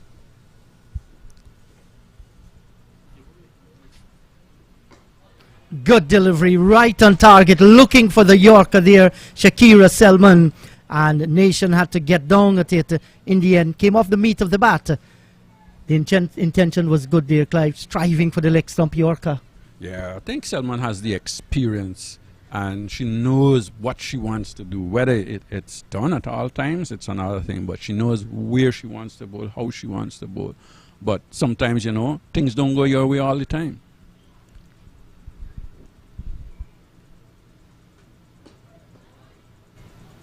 Good delivery here again, played down towards mid-on. And we have just had lunch served to us in a most gracious manner by our friend John Ramsing. A smile on his face, saying it's dining on the outside table here at the National Stadium. Smile on his face. The over's been completed, 45 for 2. Smiling. And he just said only when there's food, then he smiles. There's every reason to smile. Well, I think Jamaica here in that last over didn't really score that much, and they just need to keep rotation, keep the rotation going. You don't want to be going too far behind. Yes, you've got a player like Henry to come who can step things up, but you don't want to give her a lot of work to come out there and do. As a matter of fact, if you're a batting side, you always tend to think the batters that are in should win the game for you. Well, that's how it should be, because once you're in, you just don't want to get out there. And when it comes down to the closing stages, their new batters following each other, one after the other, can definitely affect the run rate.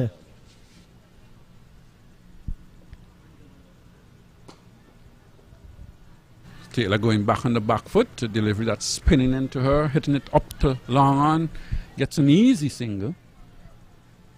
I think that's what you need to do. Keep rotation, and when you get the bad balls, you put them away. Yes, certainly that is what they will be striving to do here.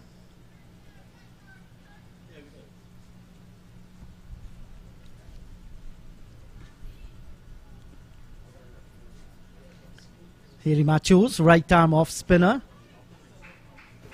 And they're going to get a single here. Slow delivery and nicely worked down towards a short backward square and picking up the single. Taylor, it's been a struggle for her. 7 runs so far by Stephanie Taylor. The partnership has so far worked 30 from 37, however. Yeah, she's not been as free as we know she can, but I think once she stays out in the middle, that would be good for Jamaica. She just needs to keep rotating that strike. Get Mclean back on strike. Mclean has been batting well. Let Mclean do the scoring, and you make sure you stay out there. Keep rotation. Keep working the singles. Try and see when there's 2. And if any bad deliveries come along, you try and put them away. But you don't want to be falling behind too far.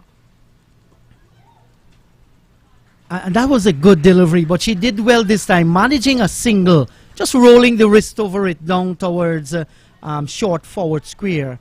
So she gets a run, her 8th run from 18 deliveries. On the other hand, Nation 24 from 25. Yeah, I think once Taylor's out there, the Barbados team is always going to be in a little bit of a worry. They know what Taylor's capable of. Oh, and this one is in the air. It's going to fall just at the side of umpire Jacqueline Williams standing at square leg. And they got the single. False shot from Nation. Got the leading edge. And the Lady Luck was with her as he played that shot. Yeah, I think there she was probably looking to turn just to nudge it into the square leg area for that single.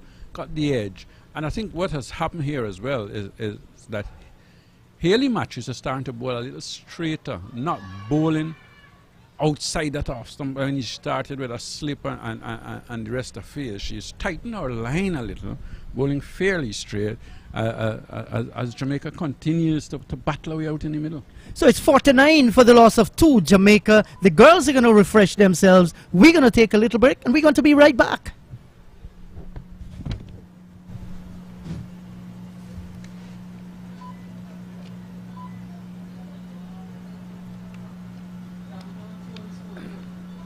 They're setting up this match nicely. Yeah.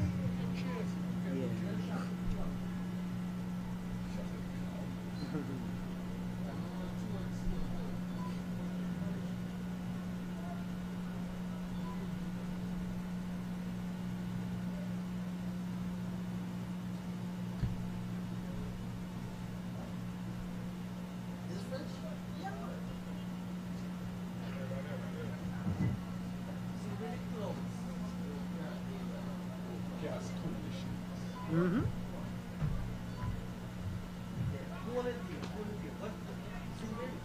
Clyde, you follow the story when the police showed up and going on. And look the story what the police is trying to tell. It doesn't add up.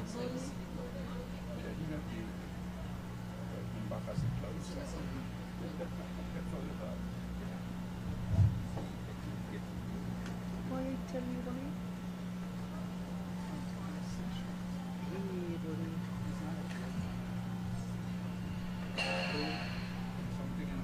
No. Horses said the man was attempting to sell it. So where this man open fire on them? If they had a, let's say they had a surveillance thing, attempt to sell the gun. Buy the gun from the man. Take the gun away from him and then arrest the man. Who gonna buy the story they're telling us? Of course. Yeah. No, man. Exactly, man.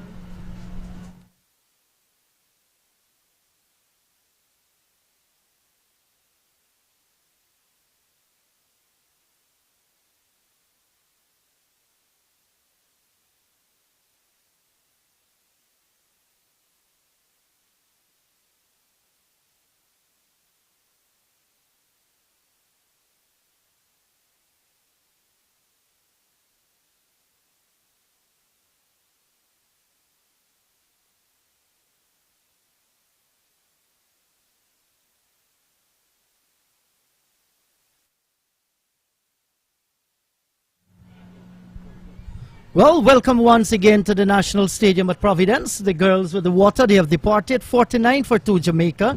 Nation, she's on 25. Taylor is on 8. 10 overs gone. And we're watching Selman. She's going to start her second over, the 11th of this innings. And she'll be bowling to the right-handed Nation. So we're at the second half. As I say, good afternoon once again to Clyde. Yeah, and I think this match is well set up to have an interesting finish to it. I think both teams has a chance of winning this game. Nobody is really that far behind when you're batting and 10 overs have gone and you're that score. You've only lost 2 wickets. So you can now attack a little bit more, play a little freer. And knowing that you've got Henry to come, who is a player that loves to hit the ball, loves to score quickly, one never knows what will happen. It doesn't mean that she'll come out there and score, but certainly that's added pressure on the Barbados team as well. Certainly. So the 50 has come up for Jamaica. They have 50 for the loss of 2. We're in over number 11.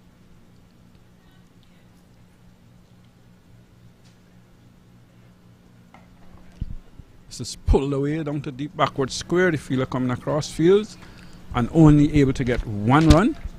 So again, you know, that was a bad delivery and should have maybe been put away to the boundary. Was unable to put it away, but they got the score, so they are still rotating the strike. As I say, good afternoon to young John Ramsey. Hello, Clyde. Good afternoon once again. The battle is on. Definitely. Oh, yes. This is exciting, man. 79 to get from just over 9 overs. And I think it tells why they are the 2 best teams in the competitions. You cannot say at this stage that Jamaica is going to win or Barbados is going to win. You might say that Barbados has a slight edge, but I think it's been a very competitive game. That innings of 74 from Haley Matthews could make the big difference in this game. But at the moment, Stephanie Taylor can also answer with an innings of her own. But Nation has a good start. Healthy edge and caught behind. That's the breakthrough that you're looking for. And once again, right after the drinks break or the break, a wicket falls. But that's a very important wicket. Chile Nation caught behind off the bowling of Selman for 26. It's now 51 for 3. A delivery that she was looking to just push out into the offside region, maybe just looking for that single. Well, it bounced a little on her as well. Just outside off, some going on with the arm, pushing out into the offside. Got the edge, good catch taken by the wicket keeper. And Jamaica has lost their 3rd wicket, 51 for 3. Henry comes out to bat now to support her captain. Her captain has not been really getting the ball away.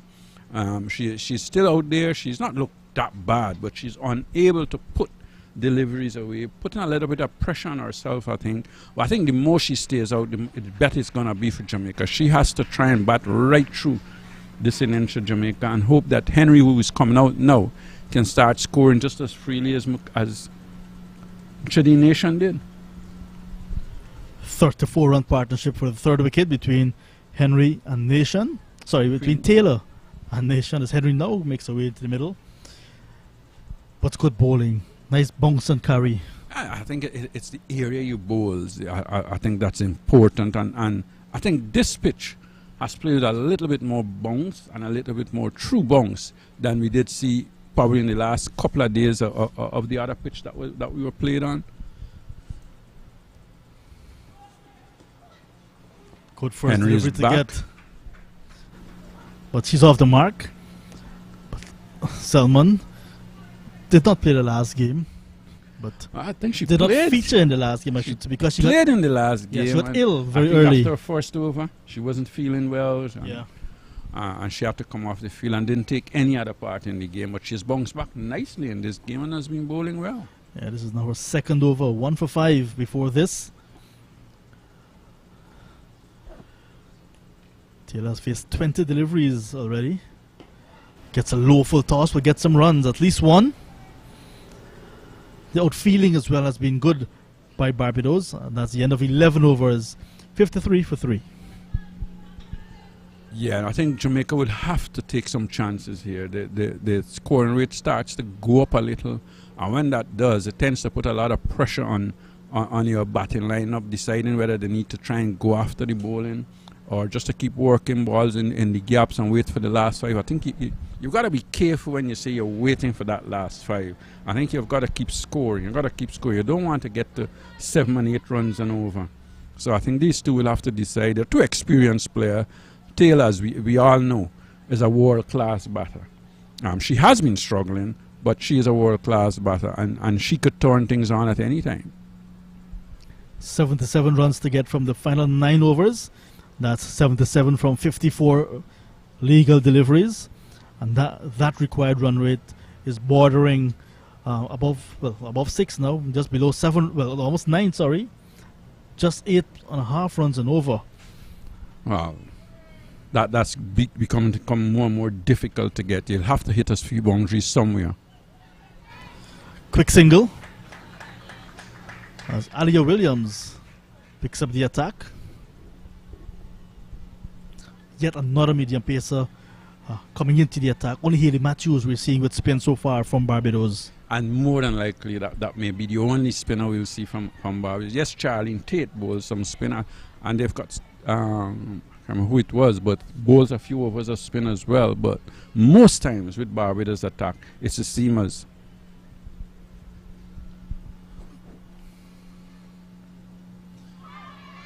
There's an appeal down the leg side, but wide single by umpire Banwari. I heard something there.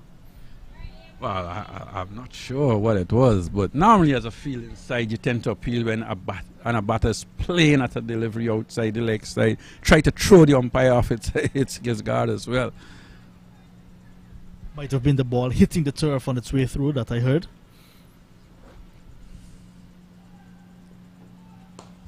Nice shot back over the head of the bowler. Runs for Jamaica. There we see a nice piece of fielding from Haley Matthews, putting herself at the crucial position at long off, and some slipping and sliding. Good to see that she's back up. Well, that's good piece of cricket actually from Haley Matthews, because she had to run a long way, straight back over the bowler's head, behind the bowler, and was able to push it back into the field, and they only got 2 runs. So she probably saved 2 runs for her side.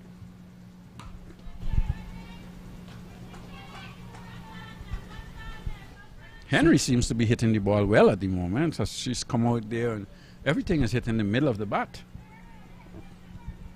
She has the only half century of the tournament for Jamaica. For Jamaica.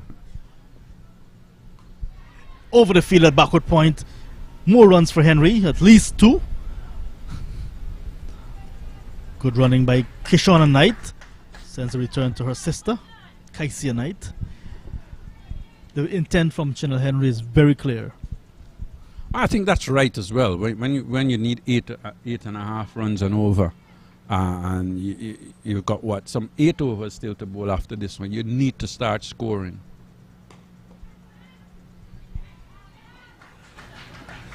Good effort from Williams. Cannot prevent the single. 59 will now become 60 for 3.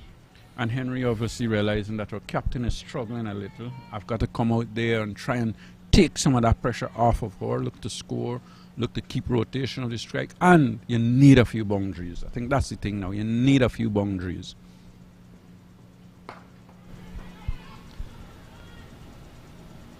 Lots of bottom hand in that drive from Taylor, but she'll keep the strike. 12 overs gone, 6-1 for the loss of 3 wickets.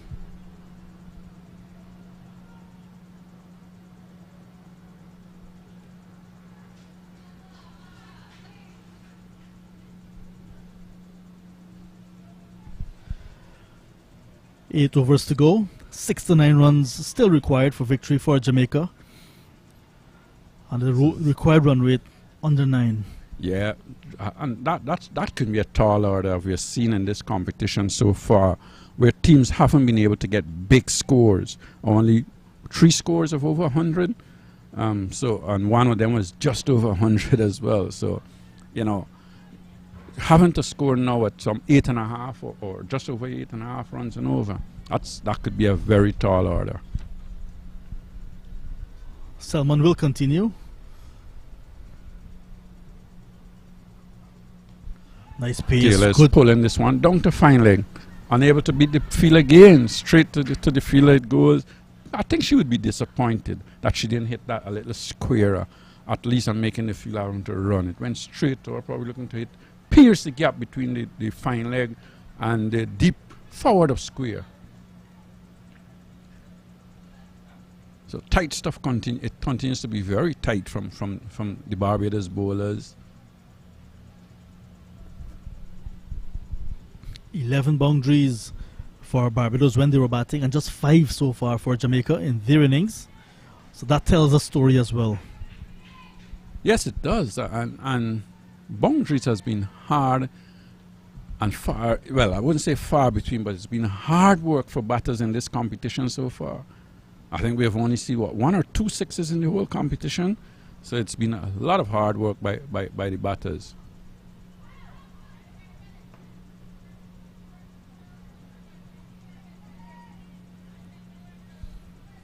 And how often do you see Stephanie Taylor, 23 deliveries for just 12 runs without a boundary? Some discomfort there to Henry. Yeah, I think that was a delivery that bounced a little higher. Now she was looking to pull it backward of square. Got hit maybe somewhere in the thigh area or maybe just the knee. But she's in some pain. I think yes, she's not really getting up properly, as we see the umpires there with her. Stephanie Taylor's there with her as well. And we'll see the physiotherapist coming out. Well, I'm not sure why umpire Banwari is asking him to stay put just yet. The physio is on the boundary ropes waiting to come on. Umpire Banwari there having the assessment done himself. So we've seen the fall of Natasha Mclean's wicket, bowled by Aline for 8. Before that, Rashada Williams got a beautiful first delivery, bowled by Bruce without scoring. And then, not so long ago, Shitty Nation caught wicket-keeper Knight off the bowling of Selman for 26. Wickets going on at 1 for 1, 2 for 17, 3 for 51. Now, Stephanie Taylor 13 and Chanel Henry on 6 at the crease.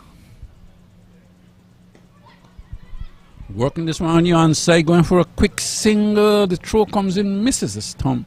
That would have been close had that hit. That was delivery that was played to the left of the fielder at short mid-wicket. She came in, quickly picked up, and was unable to hit that stump.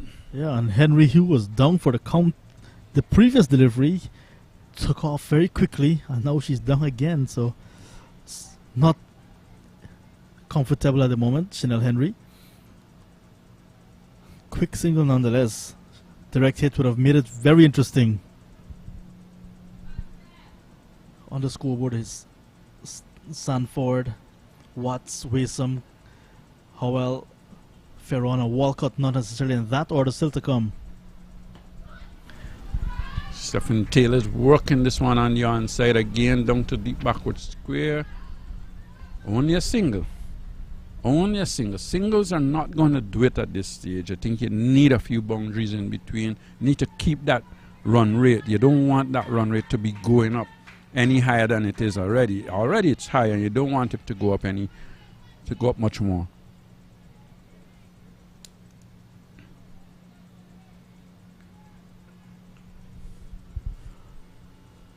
And Chanel Henry seems to be struggling as well. She doesn't seem to be well at all.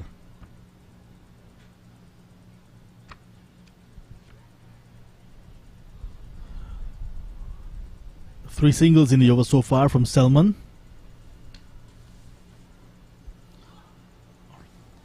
Short ball looking to pull. Made no contact down the leg side. White signal by the umpire. Yeah, extras now into double figures. 10 extras in the innings so far. Windward Islands, Trinidad and Tobago next. Leeward Islands, Guyana this evening. Lots of cricket in round number 4. A lot of bragging rights. You would think down the order. Playing for placements now.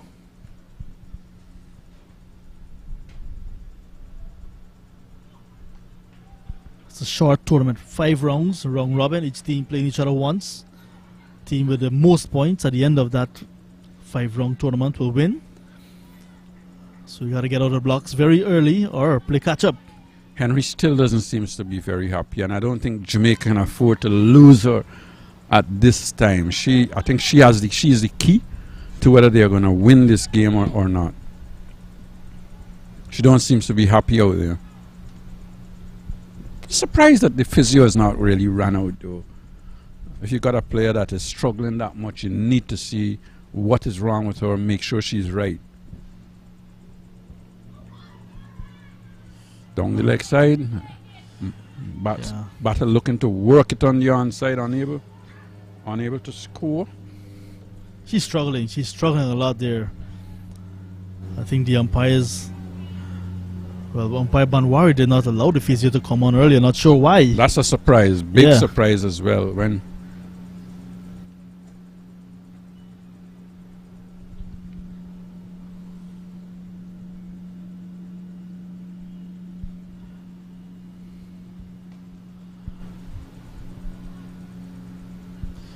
a singleton over number 13. Jamaica 67 for the loss of 3. Chasing 130 for victory. yeah, and Henry is down again, so she's not well at all. She is struggling, and maybe we'll now see the physio running onto the square. He's going out there as to see what kind of assistance he can give to Chinelle Henry. If I may, I think that Ryan Banwari, the umpire, said to the physio not to come on because it was during the over. But that shouldn't stop you from having the physio on the field if somebody is injured. Correct. But now, at the end of the over, he's allowed the physio on, and now he's going to have a look at what the physio is doing. But Chanel Henry is struggling.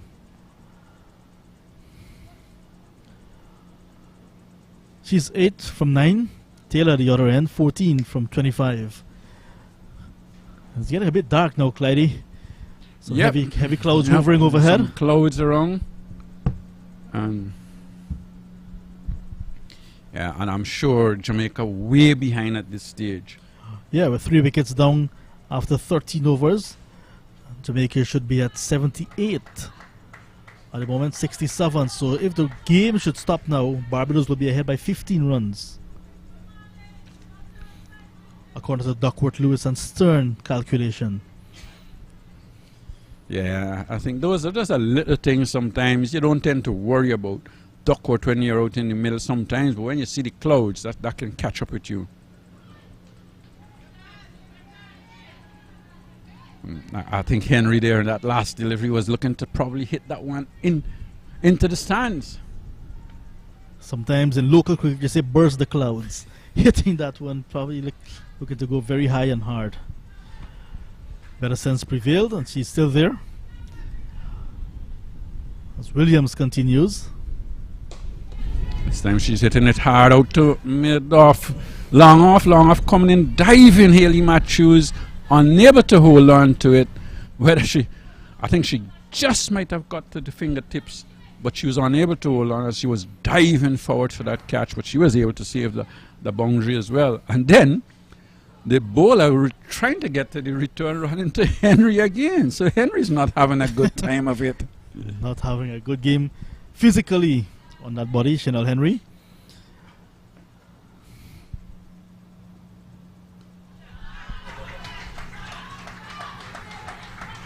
This was lapped around nicely by Taylor as he got some amount of width down the leg side. It's marginal, but she was quickly into position and helped it along its way for a boundary.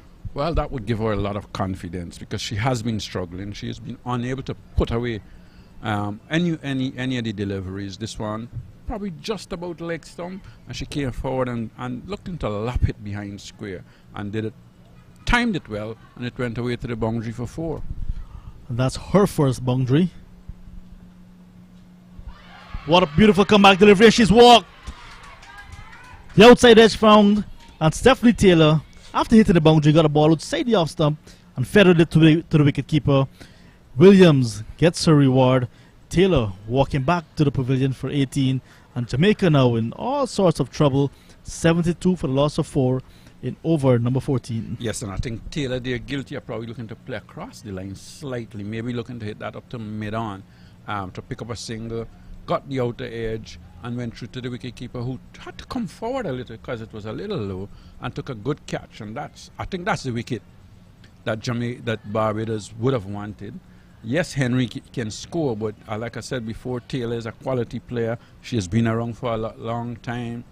And I think Barbados would now be thinking, well, if we can just get Chanel Henry out, it's game, set, and match for us. For them. 7-2 for 4. Do you remember the victory target is 130? So lots of work still to be done. So the new batter making her way into the middle is Jerona Walcott.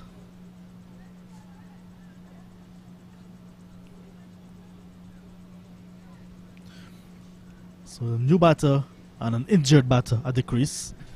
Lots of work to be done. Injured, like if you're the doctor and you have decided that she's injured. Slightly incapacitated. Gets a full toss, Walcott, and whips it off her pad for a single to get off the mark. But you can tell that Henry is not 100%. Yeah, she is struggling. She is struggling, and we did see in the over, this same over, when she was down there trying really hard to try and just hit the ball as hard as she possibly can.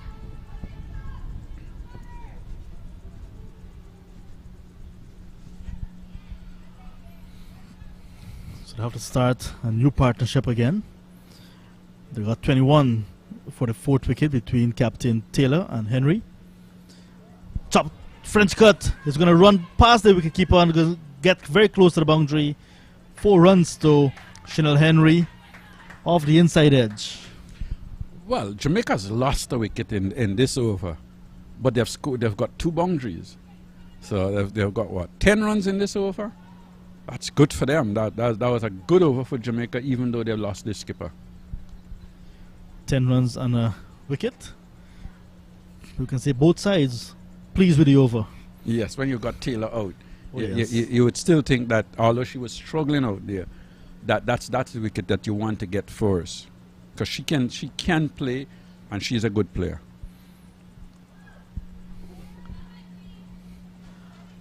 On down for the count again is Chanel Henry. Yes, she's down again, and she's really struggling out in the middle. She's really struggling. This is not going to help Jamaica's cause.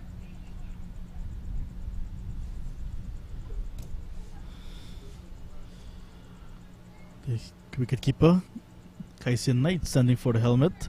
So she's going to go up to the stump again as Haley Matthews comes back into the attack.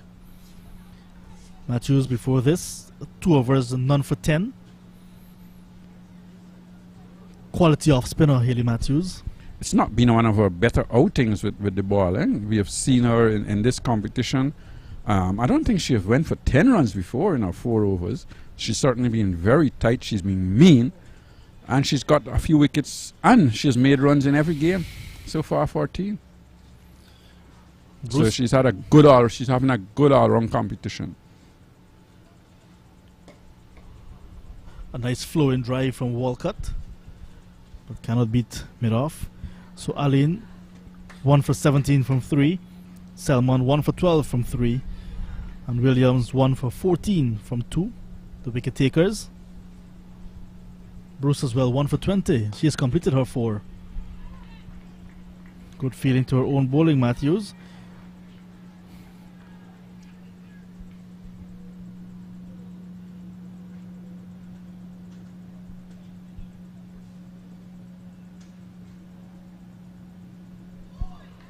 Outside the off stump. Quicker one from Matthews.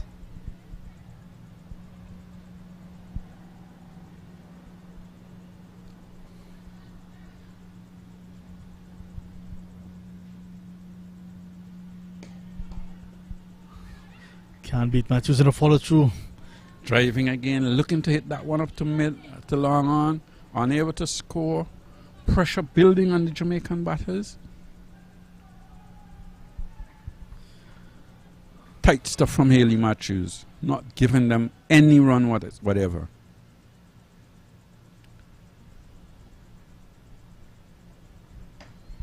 In the air, but over the head of that fielder at very short mid wicket. was in with a half of a chance and did not carry to her hand.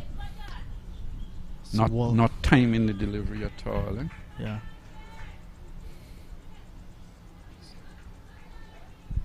So Walcott doubles her score and she's now at the non-strikers end. Singles will not do it. Not at all.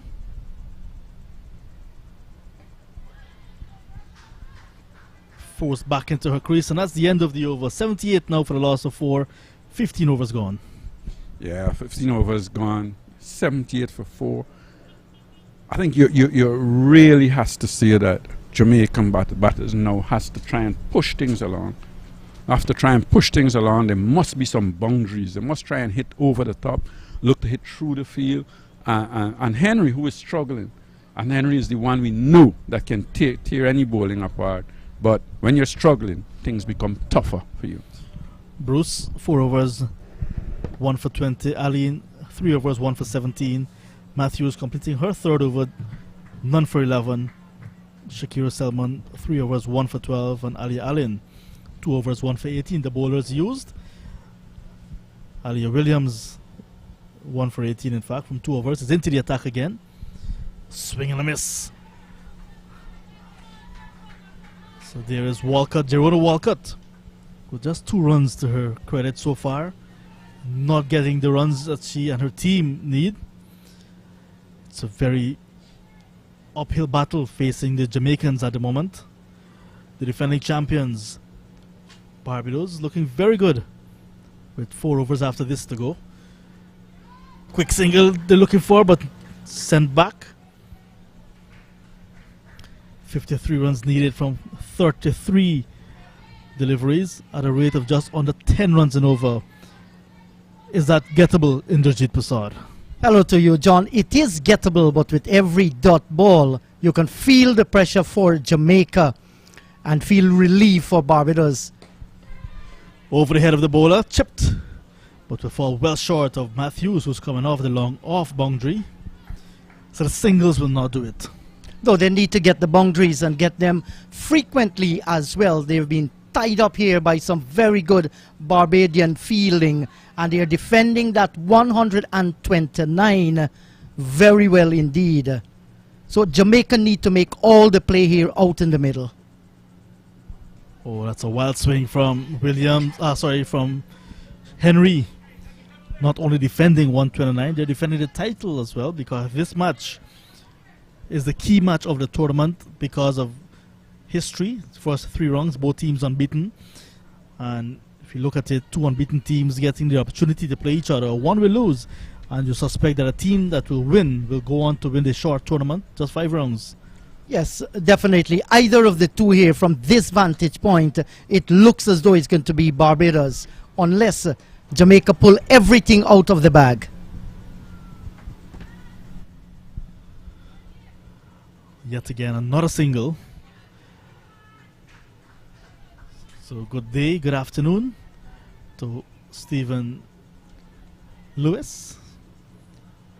Stephen Leslie, the director of cricket in Barbados, Stephen Leslie. Good afternoon, Stephen. Good afternoon to everyone associated with women's cricket in Barbados. Your team doing extremely well in Guyana. Hello to Prime Minister Mia Amor Motley. Recently in Los Angeles with President of Guyana, Irfan Ali. So, 16 overs gone. Jamaica, 80 for 4, looking to get 130 to win. So at 80 for 4, it simply means, John, they're looking for a further 50 runs for victory, and 16 overs have gone. So we're talking about more than 12 runs and over from here on. And this is going to be very difficult for Jamaica. Yes, it's possible, but the probability of it is stocked against them. Barbados with a great chance here of winning this game. And like you rightly said, if Barbados should go on and win here, or let's say Jamaica win, you know, that team might very well be winning the tournament. As of now, Barbados look very sound in marching to a victory against Jamaica. Jamaica will next play against the Leeward Islands tomorrow morning. Barbados will take on Trinidad and Tobago in the second match tomorrow. So it's more cricket for these sides. As Matthews continues, this is her final over. Banged away by Henry, and cannot pierce the field on the offside. 3 fielders, backward point, cover, and extra cover. A tight ring of fielders, and just cannot pierce that gap. Yes, and Matthew, she's in her final over. She wants to ensure that this is a tight one. So when you come down to the rest, you know, Jamaica will have to go blazing for 6s and 4s. 20 deliveries sent down by Matthews, and out of those 20, 12 are dot balls. And that tells the story how effective she would have been in this game. There we go again, beating the outside edge. So Matthews bowling very well, backing up her 74 from 63.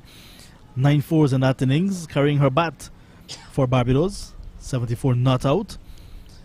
Quite a nice knock. She seemed a bit tired on to the end, but why not? It was batting from ball 1 in some humid conditions this morning. Very hot condition indeed. And John, it's a struggle here for Walcott. She has faced 12 deliveries, she has gotten 3.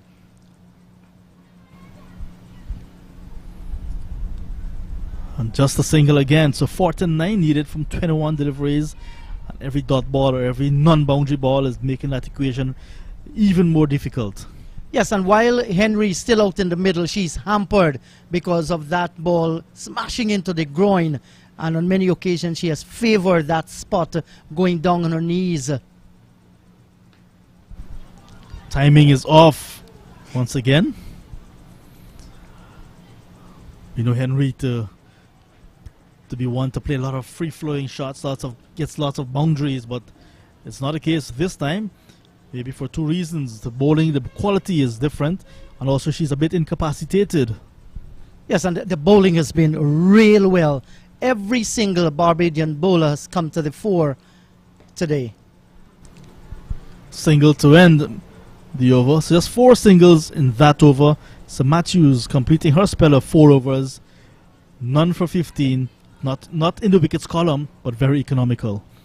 So make it how much? 47 runs required for victory. 46 actually required for victory. It's 84 for the loss of 4. Just 21 deliveries to go. So from here on, unless something magical happens for the Jamaica team and Henry go after the bowling, she connects. But she's in terrible pain there. She still holds that, what do you call it, John? Is the bicep at the top here? Yeah, the inner thigh. The inner thigh. Yeah. She's there. She's battling. Oh, this one is flicked away nicely in the air. There's a fielder deep backward square, well, deep forward square, running down towards deep backward square in Selman, and she will get there. And it has come to a stage here, even 2 is not going to do it for them. They need to get the boundaries and get them consistently. If you can't get the 6s, you need to bash some 4s out in the middle there. But this girl that is bowling at the moment there, that's Williams, she has done a good job. She can be very nippy off the pitch. Full toss. She's in her final over. This one is going to travel close to the fielder. Ali Allen coming off long on. Went to her right. Deep mid wicket. So just a single. Singles coming at will, but not enough. Williams now in her final over. 1 for 23. Got the wicket, the prized wicket of Stephanie Taylor. Caught at the wicket for 18. Alia Williams. There we see Henry again losing her shape. Her timing is off, and she's not happy with herself. No, and it's very difficult to perform to maximum out in the middle there, especially for Henry, favoring that tie area. When you're in pain, it's difficult unless you're a Gordon Greenwich. They always say, beware of the limping Greenwich. This is another story here. Oh, that's a beautiful shot. Back over the head of the bowler with some power as well. But Matthews, that straight long off, will come around. That's a nice shot. Yes, a good-looking shot, but give Hayley Matthews credit for the way she has set the field. She has positioned herself down at fine long off, and she is in a position. Once the ball goes there, she's quickly getting onto it. On another day, somebody would have been wider, and that would have gone for 4.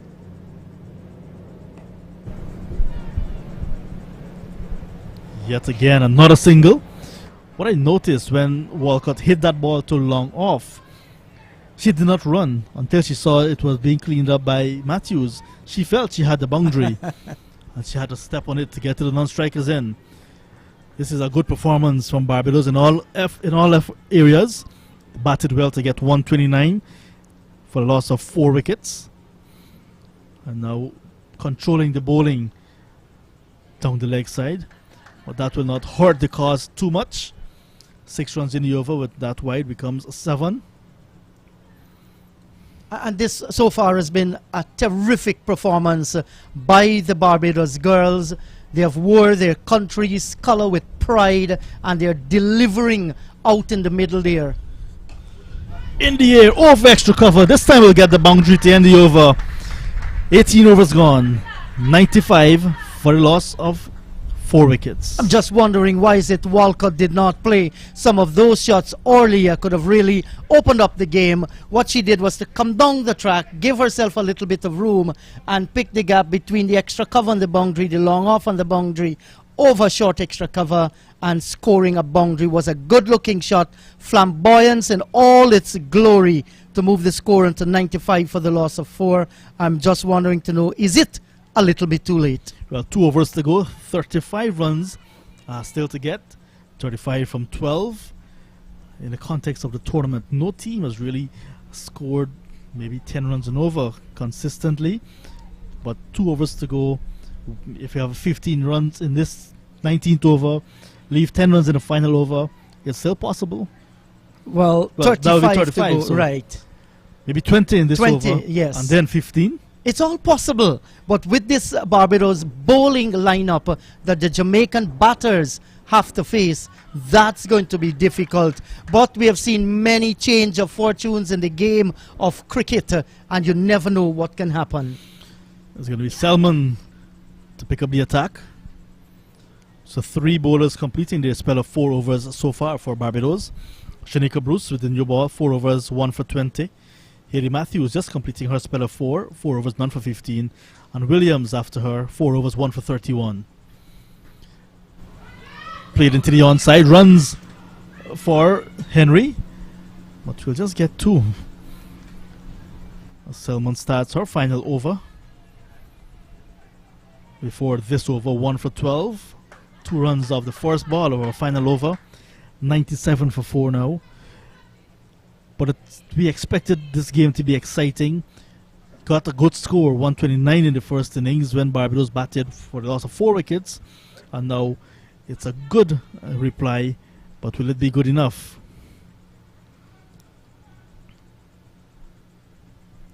Short ball, dispatched.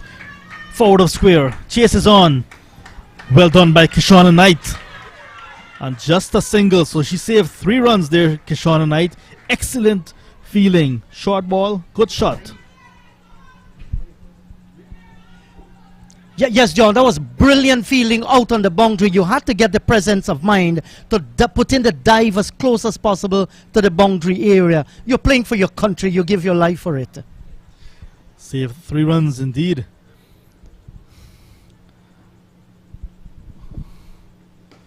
Banged away again, looking for the boundary. Will fall short of the fielder at long off. So not getting the boundaries. So it's looking further and further away, slipping further and further away for Jamaica.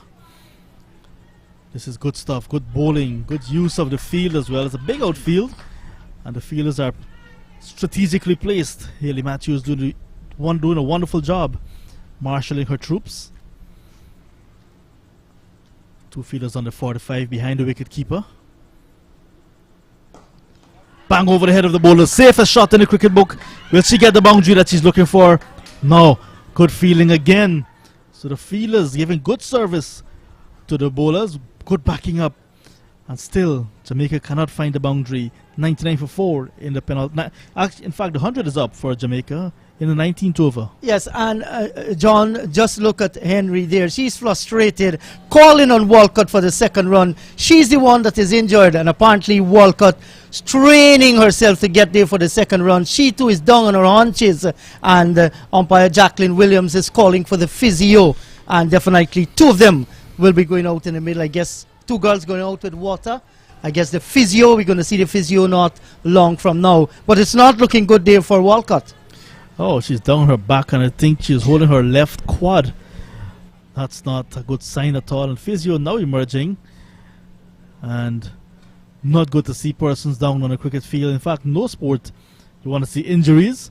Just want to have clean sport, clean fun. But Walcott being stretched out there for the second run. Henry calling her back. And you see the left leg indeed giving her some trouble. The physio trying to get the pad on the right foot, the left foot off, the right foot off. Maybe some cramps, maybe stretching her quads out too much. You'll never know. Yes, but the equation 29 to get from 8. Yes, very, very difficult to get that 29. And I'm a little bit surprised that Henry did not go down to Walcott, who is on the ground there. She actually was, on top of her voice, quarreling on Walcott. Why are you coming through for the second run? Well, Walcott went through, but you could see the discomfort. And now the story is being told. She's not comfortable at all. But as you asked, John, 101 for the loss of 4, 29 runs to go. We have how many? 1 over and 2 delivery to go, 8 deliveries. That's very, very out of the equation at this moment. 8 fours 32 in the Jeet. 29 runs to get. 8 fours 32. It's not going to happen. Yes, Jamaica, they have played well, but I think the little stuttering problems they had at intervals, they never got a momentum. Stephanie Taylor, one of their best batters, in fact their best batter in the Jamaican lineup. She struggled while she was out in the middle there, used up a lot of dot deliveries, and they didn't manage to get the boundaries with the frequency nor the singles and the twos. That's the reason why. And we must never take anything away from the Barbados attack. Excellent one. Walcott is back up on her feet and we're ready to resume. This one is hit in the air, back over the head of Selman. Feed that long on, comes around in Haley Matthews, but it falls well short of her. Chance for run out now, and Walcott is going to be run out by some distance. So Jamaica losing their 5th wicket now. It's Jerona Walcott, run out for 14. Looking for a second that was not really on. In the end, 102 now for a loss of 5 in over number 19. Yes, and Walcott had to go for the second run, knowing fully well it's going to be suicidal. And in the end, she has fallen, but she has fallen bravely, looking for a second run. And Barbados right on the ball. And once again, done by Haley Matthew. A long run from the long on boundary. Had to come in and come in quickly. Realized she couldn't get the catch. Waited on the ball and ensured she got the run out. New batter making her way is the wicketkeeper Tamika Sanford. She's going to be joining Chanel Henry. So we've seen the fall of Rashada Williams, the vice captain. First delivery she got, she was clean bowled by Bruce without scoring. 1 for 1 in the opening over. Natasha Mclean followed, bowled by Aline for 8. 2 for 17 in the 4th over. Then a little bit of partnership. 34 runs between Nation and Taylor. The Nation was caught at a wicket off the bowling of Selmon for 26. 3 for 51 in the 11th over. That's the end of 19 overs in this run chase. So we're down to the final over, and Jamaica need 28 runs from the final over if they're going to win this one against Barbados. 4 sixes and 1 4 and a dot ball will give the Jamaica team the victory here. Still possible, but from here on, I think Barbados will definitely walk away with this one, and they have defended that 129, with all their might. And should they go on to win the title, it's going to be well deserved. These girls, they have played extremely well. They would have been disappointed, John, when they were bowled down for that 8-6 against Guyana, but they came back nicely in the tournament. They corrected that, and the team is beginning to click. So Selman completing her spell of 4 overs, 1 for 19. And final over has begun. Alia Allen to complete her spell now. So good bowling performance, like you said.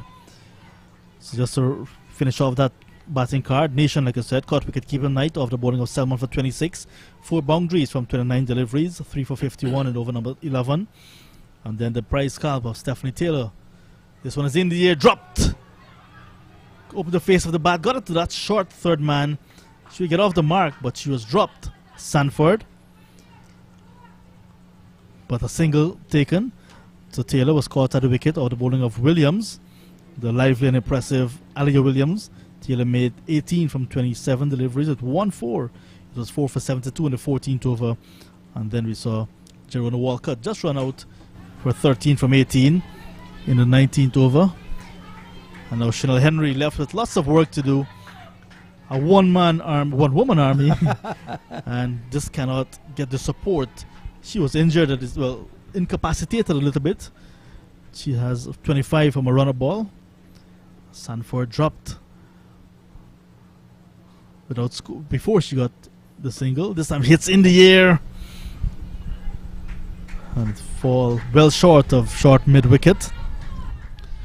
So Barbados on course to defend 129 they made. And I think with this victory, we can say to defend their title. Yes, certainly, and they have done that and done that in fine style as well. And the entire team is gelling together so nicely. Bowl down the track comes Henry. Can't blame her at all. She had to go for broke, missed the ball, and she has lost her wicket. Yeah, brave knock indeed. 26 balls she has faced for her 25, but it's now 105 for the loss of 6. And it's definitely over. But even before Henry's wicket, we can see that Barbados were all over this Jamaica batting. But a brave knock, incapacitated at the start of her innings, but she managed to hang on a little bit, persevered with her captain, and then with Jerona Walcott, now she is bowled, gone down fighting, 25 from 26, it's now 105 for 6 with one delivery to go. Yes, one delivery to go as the new batter makes her way out in the middle. That's Kenisha Ferron. And there is absolutely nothing that she can do to revive the situation for Jamaica. I think in her best interest, she just needs to play the ball on its merit. But it's definitely going to be a Barbados victory here. Well deserved. At one stage they were looking at 140, pegged back by the Jamaicans. They did well to hold Barbados to 129, but they're defending it and defending it well. Final delivery of the match, and it's outside the off stump, taken by the keeper. And that's the end of the match. So congratulations to our Barbados winning by 24 runs over Jamaica. Final scores: Barbados 129 for 4, Jamaica 105 for 6, 24-run victory in the end. Comprehensive victory in the end, led by Hayley Matthews batting. Some real good bowling by all the bowlers for the Barbadian team, ensuring that perhaps they have defended their title with this victory here today. Sweet for them, difficult for anybody else to beat them in whatever match they have coming up. And that's one more game to go. So it's safe to say that Barbados have definitely retained their title. Congratulations to them, and congratulations to the entire 166 square miles of Barbados. Your girls have performed well, and they're bringing home the trophy. So just to run some bowling figures for you.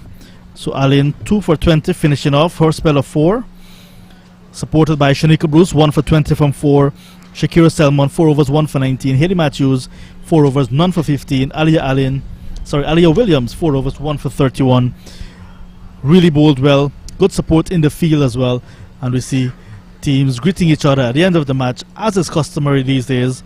Victory by 24 runs for Barbados over Jamaica in round 4. So both teams will have one match to play in the tournament. It's a round robin tournament, like we mentioned, all day.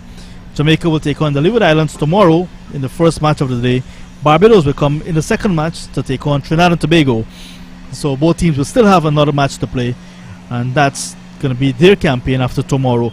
Like I said, Natasha Mclean 8, Rashada Williams no score, Stephanie Taylor the captain 18, Sheedan Nation 26, Henry a fighting 25 from 26 deliveries, Jerona Walcott 13, Tamika Sanford not out on 2, and Kenisha Ferron just faced 1 delivery, did not get off the mark.